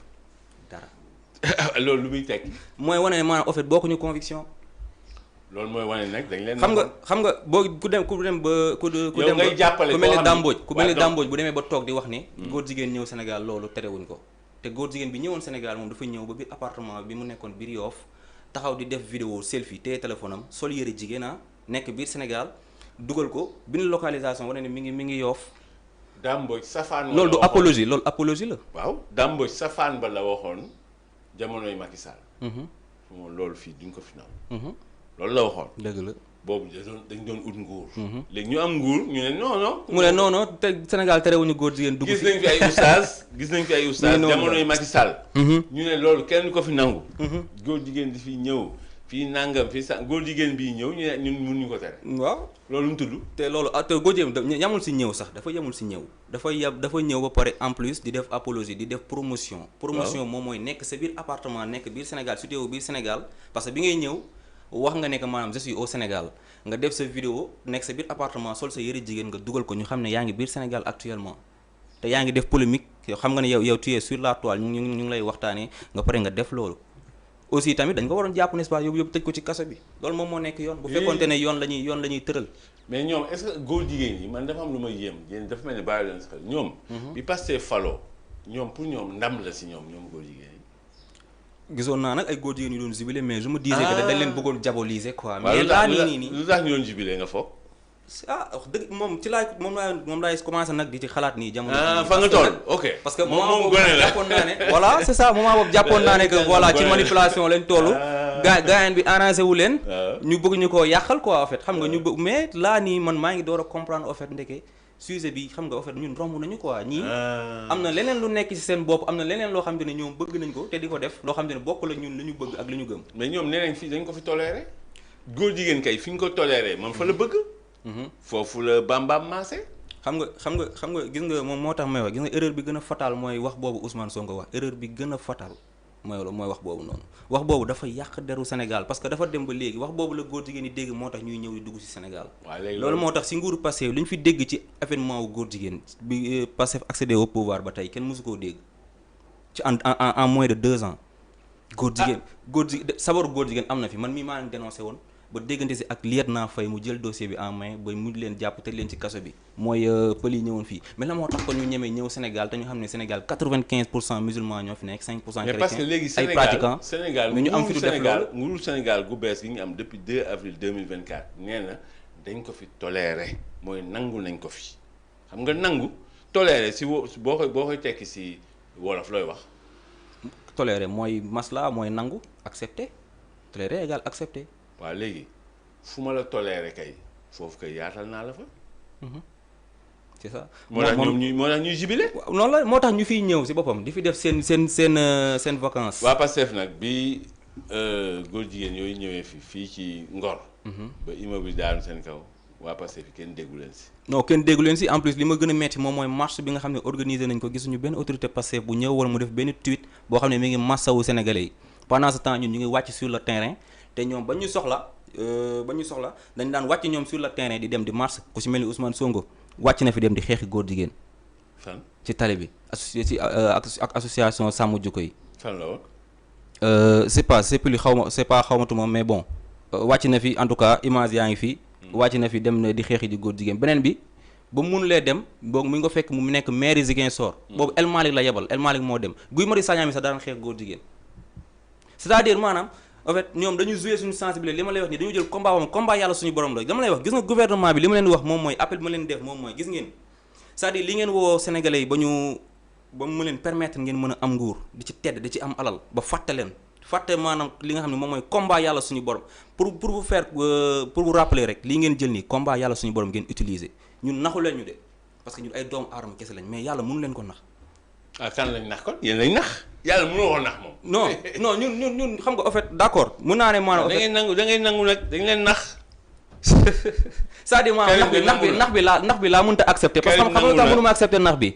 parce que dafa bu fekkoonte ne maanaam dañ ci mënatul dara mais là duñu bàyyi mu sedd c'est-à-dire maanaam lu mu jar ci dëkk bi dañ koy def foofu laay waxee ñun dañu taxaw téye les armes fi mu toll nii taxaw dañu pare pour jàmmarloo ak ñoom lépp luñ ci mën a fekk ñu dem tëdd ko pour suñu réew moo ñu ko gënal parce que conserver suñu ay valeurs ak suñu ay culture moo ñu gënal lépp li Yaya Jammeh waxoon rek mu ne maa ngi xaar Yaya Jammeh est-ce que war na mën a gën a gëm yàlla Ousmane Sonko Yaya Jammeh war na gën a gëm yàlla Ousmane Sonko. ah gëm yàlla si biir xol la de. Gambie xam nga baal ma quoi Gambie nga xam ne comme koñ la quoi koñ.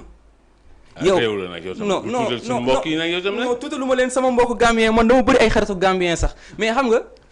fi may waxee moom mooy lan moo tax Yaya Jammeh taxaw ne maa ngi xaar ba tubaab bi ñëw fii sama dëkk di ma wax waxu góor jigéen bu ñu fi jàpp ngay jaay sa raaj bi dinañ la rey comme xaj ni la ko waxee bu ñu ko bëggee def ngeen génn dem sa extérieur ngeen dund ko fa buñ dee jaamu yàlla di lekk suuf sax dinañ ko def est-ce que yaa ngi dégg wax bi duñ benn philosophie boobu noonu Yaya Jammeh am ñun philosophie boobu ñun Ousmane Sonko yow ñun jàpp na ne yow yaa gën Afrique ñun jàppoon na ne xoolal bu ñu la tegee fii yow xoolal Thomas Sankara sax yow yaa ko tane mais ndeke yow en réalité yow Ousmane Sonko yow ndeke yow vraiment doo wax dëgg quoi en fait. waaye suñu premier ministre. non suñu premier ministre boo xam ne du wax dëgg moom ak teggin nag yow tamit. premier ministre boo xam ne yow dëgg araamal nga ko. dina bokk si lu waaye may njëkk a voté pour criminaliser ko ba pare léegi nag. ak nu mu demee nii wax dëgg yàlla loolu waxeet am na wala. loolu mooy reniement.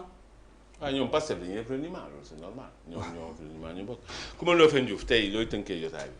waaw li may tënkee mooy di wax socialiste yëpp ne li ñu def du rébellion du acte pour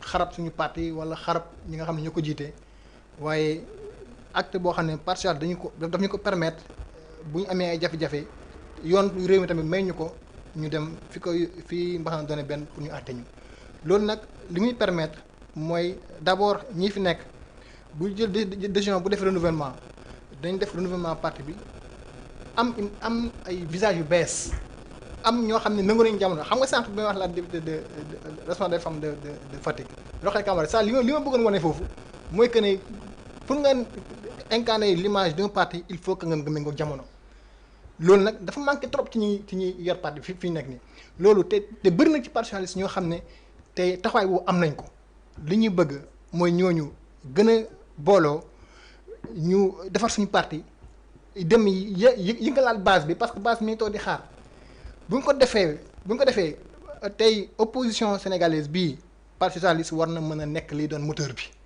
parce que opposition bi bëri nañ mais amuñu lenn loo xam ne. non fu mu doon opposition. voilà ana opposition bi. mooy li ma la wax saa yi bëri nañ mais amul lenn loo xam ne moo leen fédéré. Aïssatou Diop Fall nee na mooy chef de l'opposition. mais c'est vrai parce que amuñ ku leen fédéré xam nga di temps de Abdou Diouf amoon nañu amoon Dansokho bu taxawoon doon fédéré ba indi Ablaye Wade Ablaye Wade bi mu nekk au pouvoir Ousmane Tanor Dieng ak ñoom Moustapha Niasse nga liggéey bi ñu doon def ba bi tànn jotee ñu féewaloo Macky Sall ñëw tey machine boobu noonu ñu ngi koy xaar ci parti socialiste mais pour mu am nag il faut que parti socialiste wone image que ne ñun am na lu ñu bëgg ñun am nañ lu yéene Sénégalais yi te par nañ pour dem ci waajal suñu bopp loolu bu ñu ko deful yaakaar naa ne askan wi sax ñoom la ñuy wor parce que dañ leen di bàyyi ak seen bopp bàyyi leen ak nguur gi nga xam ne li ñu diggee bëri na waaye li ñu defagum néew na trop wala boog li ñu yaakaar néew na ci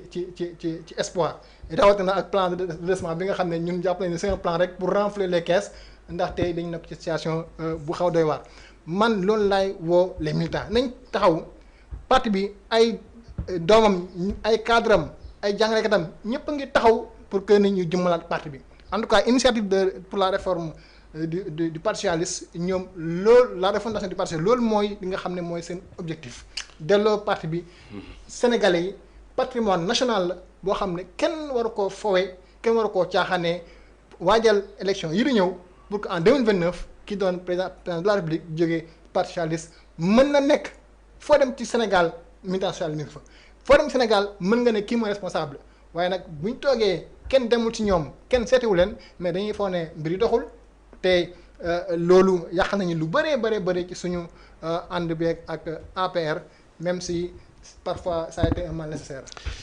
looy jeexale.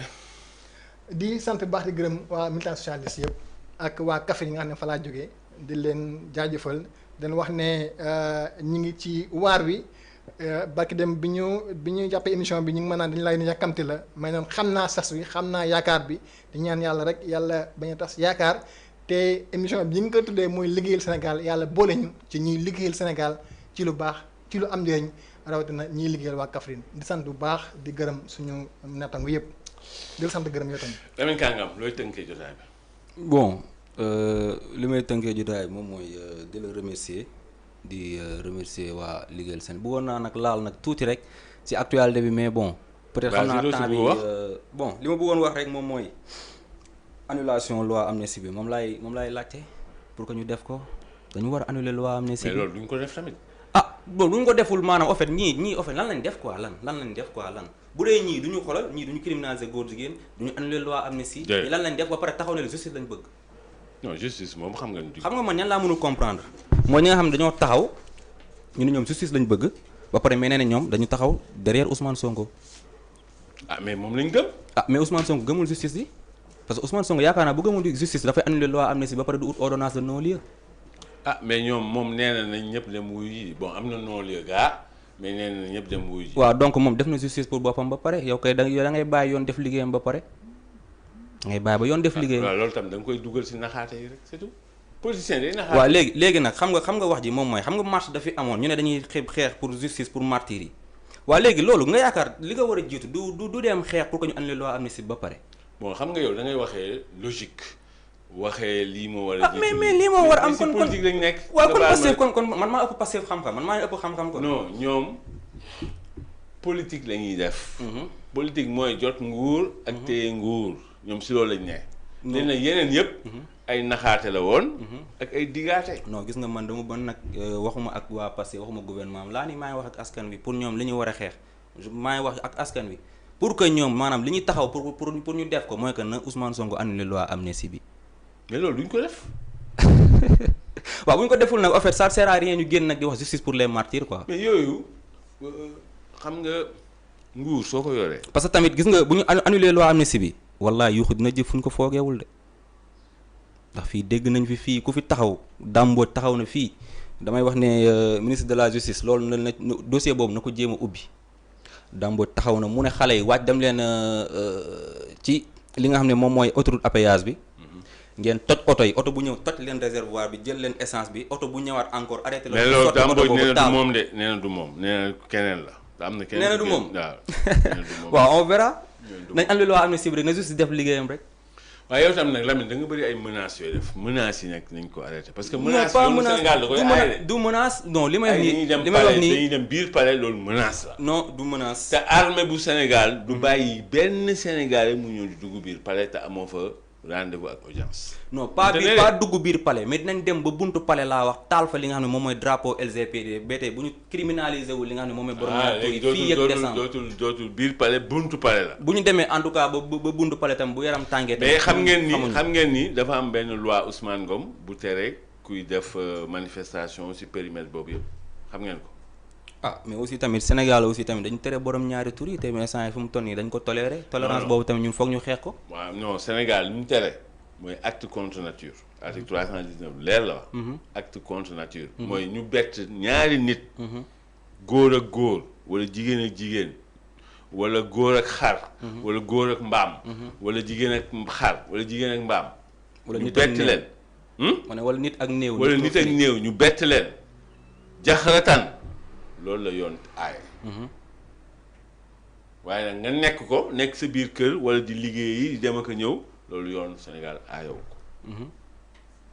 non ñun waxuñu ko ak ki nga xamante ne moom dafay dund borom ñaari tur yi làqatu ci néegam foo xam ne kenn gisu ko fa mais maanaam dama ne li nga xam ne moo fi am événement yi nga xam ne moo fi am xam nga tey jii nii par exemple góor jigéen bi ñëwoon Sénégal boo xamoon Sénégal dañoo criminaliser góor jigéen du ñëw de day ñëw wala du ñëw parce que dafa dégg ne ils sont tolérés moo tax mu def Sénégal voilà moo tax mu def Sénégal destination sabaru góor jigéen bi fi amoon te pourtant ay Guinéens ñoo ko def ay étranger moo tax dama lay wax ne la étranger yi maanaam instant yi ñoom ñoo commencé di dugg suñu réew léegi di ko yàq parce que état bi leen dégg ñu ne góor jigéen dañ koo toléré Ousmane Sonko leen dégg ñun mu ne góor jigéen dañ koo toléré biir Sénégal léegi Lamine ñi la ne woon dañ koy xeex laata ñu jot nguur jot nguur ne léegi toléré nañ ko léegi loolu nan la tudd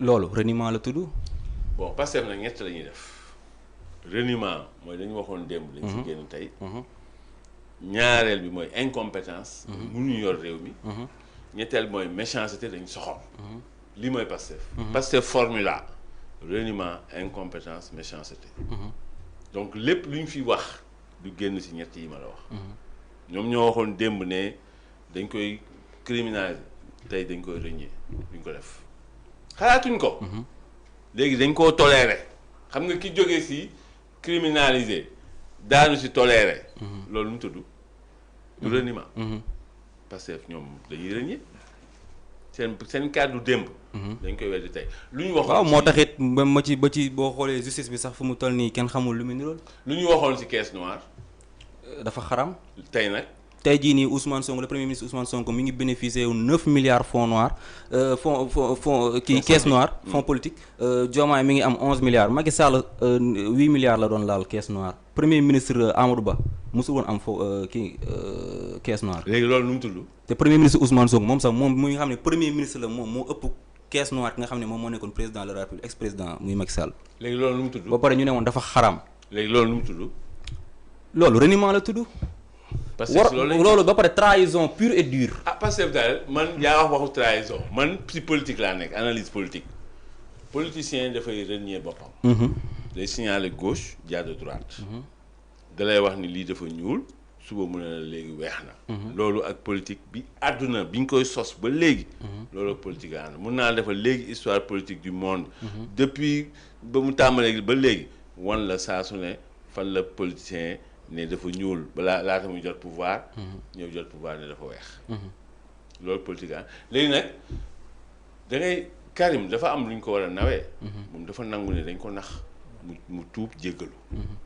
loolu lu ndaw le dem gis ñëw Aliou Sall man mii sax damay tuub jégalu maa ngi jégalu Macky Sall parce que damaa yaakaaroon ne xam nga Macky Sall moom mooy lewal góor jigéen comme ni ko gars yi doon waxee ñu ne Macky Sall moo bëgg a lewal góor jigéen da ko bëgg a légaliser après man je me dirais président Macky Sall moom fi mu waroon xoolee rek maanaam man fi nga xamante ne fa la ay failles amee ci moom mooy maanaam communication moo desoon quoi c'est-à-dire ñi ko waroon doon doxal communication parce que moom waxoon na ne maanaam doon na sax artu ñi nga xam ne moom mooy waa gouvernement am pour bu demee di signer ay convention nañ moytu bu baax piège yi nga xamante ne moom moo nekk si wàllum LGBT mais tey jii nii wax dëgg yàlla man je me dis Ousmane Sonko wallahi tanewuloo Macky Sall ci wàllum góor jigéen ba ngay criminaliser nag bis boo criminaliser nag yaa gën Macky Sall mais fi criminalisation amul jamono jii nii wallahi gënoo Macky Sall te ku la ne yaa gën Macky Sall da lay nax criminalisation rek wala mostem c'est ça justice bii ñu ngi doon xaar tey jii nii mu def liggéeyam justice ñu ngi tey justice pour mu mën a def liggéeyam foo ko ñu libéré ko mais doo jël tey jii ñi nga xamante ne say homme de confiance la ñoo xamante ne dañuy séddee ci say caprice nga bëgg leen a nommer après yow nga ne justice nga bëgg. loolu politique état parce que fin lañ am c'est-à-dire dañoo naax saayal suñu démocratie dañ ko jël naax saayal ko nii comme pas possible détenu politique yi tey jii nii man je me dis ministre de la justice bi nga xamante ne changé nañ ko. man dama gis ne ministre de la justice dafa def justice moom ba pare parce que toog na moom jël na ñi nga xamante ni moom ñoom ñoo rey booy moom ut na fu mu ko féetale ba pare moom défendre na booy ba pare parce que moom da daan toog di défendre ne maanaam booy dañ leen a tooñ donc kon kooku def na justice ba pare ñun nag du ñu nangu suñu force de défense et de sécurité yi kenn di leen jiiñ quoi que ce soit si loo xamante ne justice rek moo ko mën a tranché ñun ay waxu kese duñ ci basé wu suñu force de défense et de sécurité ñun yéen lañ am yéen a yor suñu kaaraange yéen a yor suñu protection ñun duñu nangu kenn di leen fi jiiñ meurtre ba yoon xanaa yoon tranché bu yoon tranché nag ñu xam ne nag yoon moom nul n'est au-dessus de la loi mais tey jii ñun duñ nangu ñu leen di taxal mais dañu bëgg jël mbir mi taxal ko suñ force de défense et de sécurité yi ak waa alliance pour la république te loolu duñ ko nangu fekk justice amul faut que justice am ba pare il faut que ñu annuler loi amnistie bi c'est-à-dire maanaam gis nga sénégalais je vous dis yéen ñi nga xamante ne yéenay déglu leen wax ji bu baax a baax dama ne logique bi xamal lan la premièrement moom mooy annuler loi amnistie bi ba pare ñuy mën a xam justice pour les martyrs mu mën a am justice pour les martyrs loi amnistie bis bu ñu ko annulé wul mënta ne amul mënuñu fexe ba justice am mënul ne c'est ça xeex leen pour que maanaam ñu annulé loi amnistie bi déjà benn et puis di wax ne que ñun ñu ngi waaj a def benn marche bi nga xamante ne waa rappel à l'ordre ñoo initié marche bi ñu war ko def le 19 septembre incha allahu rabbi ñu ngay démarrer école normale nga baal ma rek ma jàllale ko ñu ngi tàmbalee école normale jëm ba fan. école normale ba Gédo. waaw ba Gédo. waaw 15h lay tàmbali jeex 18h marche pacifique la boo xamante ne dañuy dénoncer longue peine yi nga xamante ne ñu ngi koy tëj nit ñi sans pour autant ñu am benn preuve ci ñoom ñoo xamante ne juge d'instruction sax dafay joxe notification parquet pour que ñu àtte leen mais ba léegi nii duñ dégg ci ñoom ñu yéey ci wala ñu yàbbi ci comme le cas de Abdou Nguer nu mu tuddati aussi le cas de Badara Gadiaga nga xamante ne dañ ko téye naan 9 millions nga xam ne professeur mënu sax taal sa loco bi 9 millions sax mënu koo taal ñu ne 9 millions yi pour taal réew la da ko encaissé pour taal réew yow entreprise bi nga ne moom moo ko jox xaalis bi kooku borom génn taxaw nee na non man kii wax dëgg yàlla xaw ma ko sax mosuma jëflante ak Badara Gadiaga mais yow da ngay continuer di ko téye naan ay man offense à une personne exerçant les prérogatives du président de la République loolu ci ban loi la nekk c'est-à-dire en fait nañu ngir yàlla pays démocratie lañ nekk mënuñu tere nit ñi ñu wax mënuñu tere nit ñi dañu bàyyi nit bu amee fasaaxa pour mën a wax ak askan wi di mën a wax ak ñoom lu ñuy dégg c'est-à-dire comme ku mel ni Abdou Nguer ku mel ni Badara Gadiaga yàlla leen may fasaa ñu mën a wax ak askan wi ñi nga xam ne ils ont des niveaux très bas ñoom dañuy mën a ñëw waxtaan ak ñoom ba ñu mën a comprendre lan mooy politique dafa dem ba ñi nga xam ne daaw ñu intéressé wu si politique sax di xam léegi lan mooy politique di mën a xam lan la réew mi di wax mais loolu Tounkara loolu c'est bénéfique bu demee ban maanaam ñi nga xam ne jànguñu c'est des illettrés arrangé wul pouvoir. bon moo tax nag tey jii moo tax nag moo tax nag duñ nangu ñooñu nga xamante ni dañ leen di effacer. dañ leen di effacer parce que seen wax arrangé wul pouvoir moom moom la Kocc Barma léeboon bu yàgg. buur du mbokk buur pouvoir am mooy mbokkam. lépp lu mën a dooleel pouvoir am dëgëral pouvoir am saxal pouvoir am loolu mbokkam la lépp loo xam ne daf koy nasaxal comme li ngay wax nii nit ñi gën a xam. nit ñi gën a yeewu mais loolu arrangé wul bu nguur moo tax loolu ku koy def. foo ko nguur gi yeewu nag te ngeen xam ne justice amul Sénégal xam ne ni justice amul Sénégal parce que gis nga Farba Ngom mi ñu tëj nii ba Farba Ngom mi ñu tëj nii billaay bu deewee si kaso bi musiba bu rëy dina am Sénégal de. ban musiba. musiba dina am Sénégal. luy musiba. parce que yàq doomu aadama la mënuloo téye doomu aadama te amuloo ci moom benn preuve nga ne yow da nga koy téye yaa ngi dégg ay rapport d'expertise ko ñu confirmé ko ñaari yoon xanaa nga defal ko bracelet électronique nga bàyyi ko mu dem. wala nga defal ko liberté provisoire nga bàyyi ko mu dem. sànq waxuma la Pastef formula lan laa la ko jeexalee waxuma la soxor. ñoom lañ soxor. waaw dañ soxor parce que tey jii rapport scientifique bi ab épinglé Farba Ngom tey jii nii moom moo épinglé Mouhamed Dieng mi nga xam ne si moom si ñoom la bokk mais tey jii Mouhamed Dieng kenn woo ko ñu ngi ko bàyyi mu circuler il paraît sax dafa voyager donc bàyyi nañ ko mu am libre circulation moom di dox ni mu ko neexee ci dëkk bi te parce que Pastef la bokk tey ko soxor la te rapport scientifique bi ko épinglé moo épinglé Farba Ngom amuñu ci Farba Ngom preuve de mais jàpp nañ ko yóbbu nañ ko ci kaso bi parce que bokkul si ñoom Mouhamed Dieng bàyyi nañ ko muy circuler dossier Lat Diop yow danga Lat Diop tey jii bu fekkente ne dañ ko jiiñ ne maanaam dañ ko corrompre mais ana ki ko corrompre naka la ko corrompre 8 milliards tey ji transaction bi nan la demee ñun xamuñu ba léegi nan la transaction bi demee da ko jox léegi maanaam liquide wala soit non waaw mais pour ñu leeral nii si mbedd mi foog ñu àtte bu kii amee procès amee waaw mais ay avocat am demandé nañ pour que ñu def face à face ñu toog waxtaan waaw d'accord mais yooyu yëpp xam nga mais nanguwuñu ko yooyu yëpp procédure la procédure de justice day jël temps justice le temps de la justice n'est pas le temps des hommes léegi nag bu àtte amee si dañuy leeral lépp fi mu toll nii nag soxor dafa am. parce que nit su fekkee yow sa yéene rek mooy mu nekk kaso da nga soxor. te ñoom Pastef dañu yéene nit ñi kaso. similaire saa la kaay wuyu police kaay dem procureur kaay mandat de dépôt. non loolu moom ñun xam nañ ko parce que ñun bu Pastef ñëwee sax la Sénégalais yu bëri xam am ñu bëri xamuñu woon cybercriminalité Pastef bi mu ñëwee ba tey si lañ xam ne mooy cybercriminalité reniement incompétence méchanceté mooy la nga waxoon dem nga génn si tey mun leen yor réew mi ba pare da ngeen soxor loo jeexale bon di la gërëm parce que wax dëgg yàlla am naa contentement lool si le fait que bokk ak yow plateau parce que wax dëgg yàlla figure emblématique nga boo xamante ne sénégalais nawloo nañ la respecté nañ la ci sa xam-xam xam ci sa yeete ak ci sa bëgg Sénégal ak ci sa liggéeyal Sénégal moo tax wax dëgg yàlla dañ lay wax respect di la ñaanal yàlla nga yàgg fii gën a gunge réew mi di nuyu aussi sama camarade boobu aussi di nuyu ñi nga xam ñooy Sen Sénégal Actu di nuyu ñëpp ñi nga xamante ne ñoom ñoo nekk ci diaspora bi di wax ne le combat continue incha allah criminalisation wala mos dem wasalaam. delloo ñu kër Lamine Kangam ak Coumba Ndoffane Diouf tey ñoom la ñu Coumba Ndoffane tamit jigéen dañuy tudd Coumba Ndoffane Bour Sine Coumba Ndoffane Diouf aywa delloo njukkal suñu ñawkat laaj Bour Guéweul Jabaay Ngéwél gi couture fii ci Parcelles Assainies unité 15 suñu ay technicien tey Maam Thierno ak Abdou Konté delloo leen njukkal suñu ay téléspectateurs suñu ay internautes yéen nekk ci àdduna bi yëpp li ñu bàyyi xel amuñu seen fay ñu leen ñaan suñu borom jàmm xéwal ndimbal ak yërmande dig jëjee ñëpp beneen jamono incha allah jàmm ak jàmm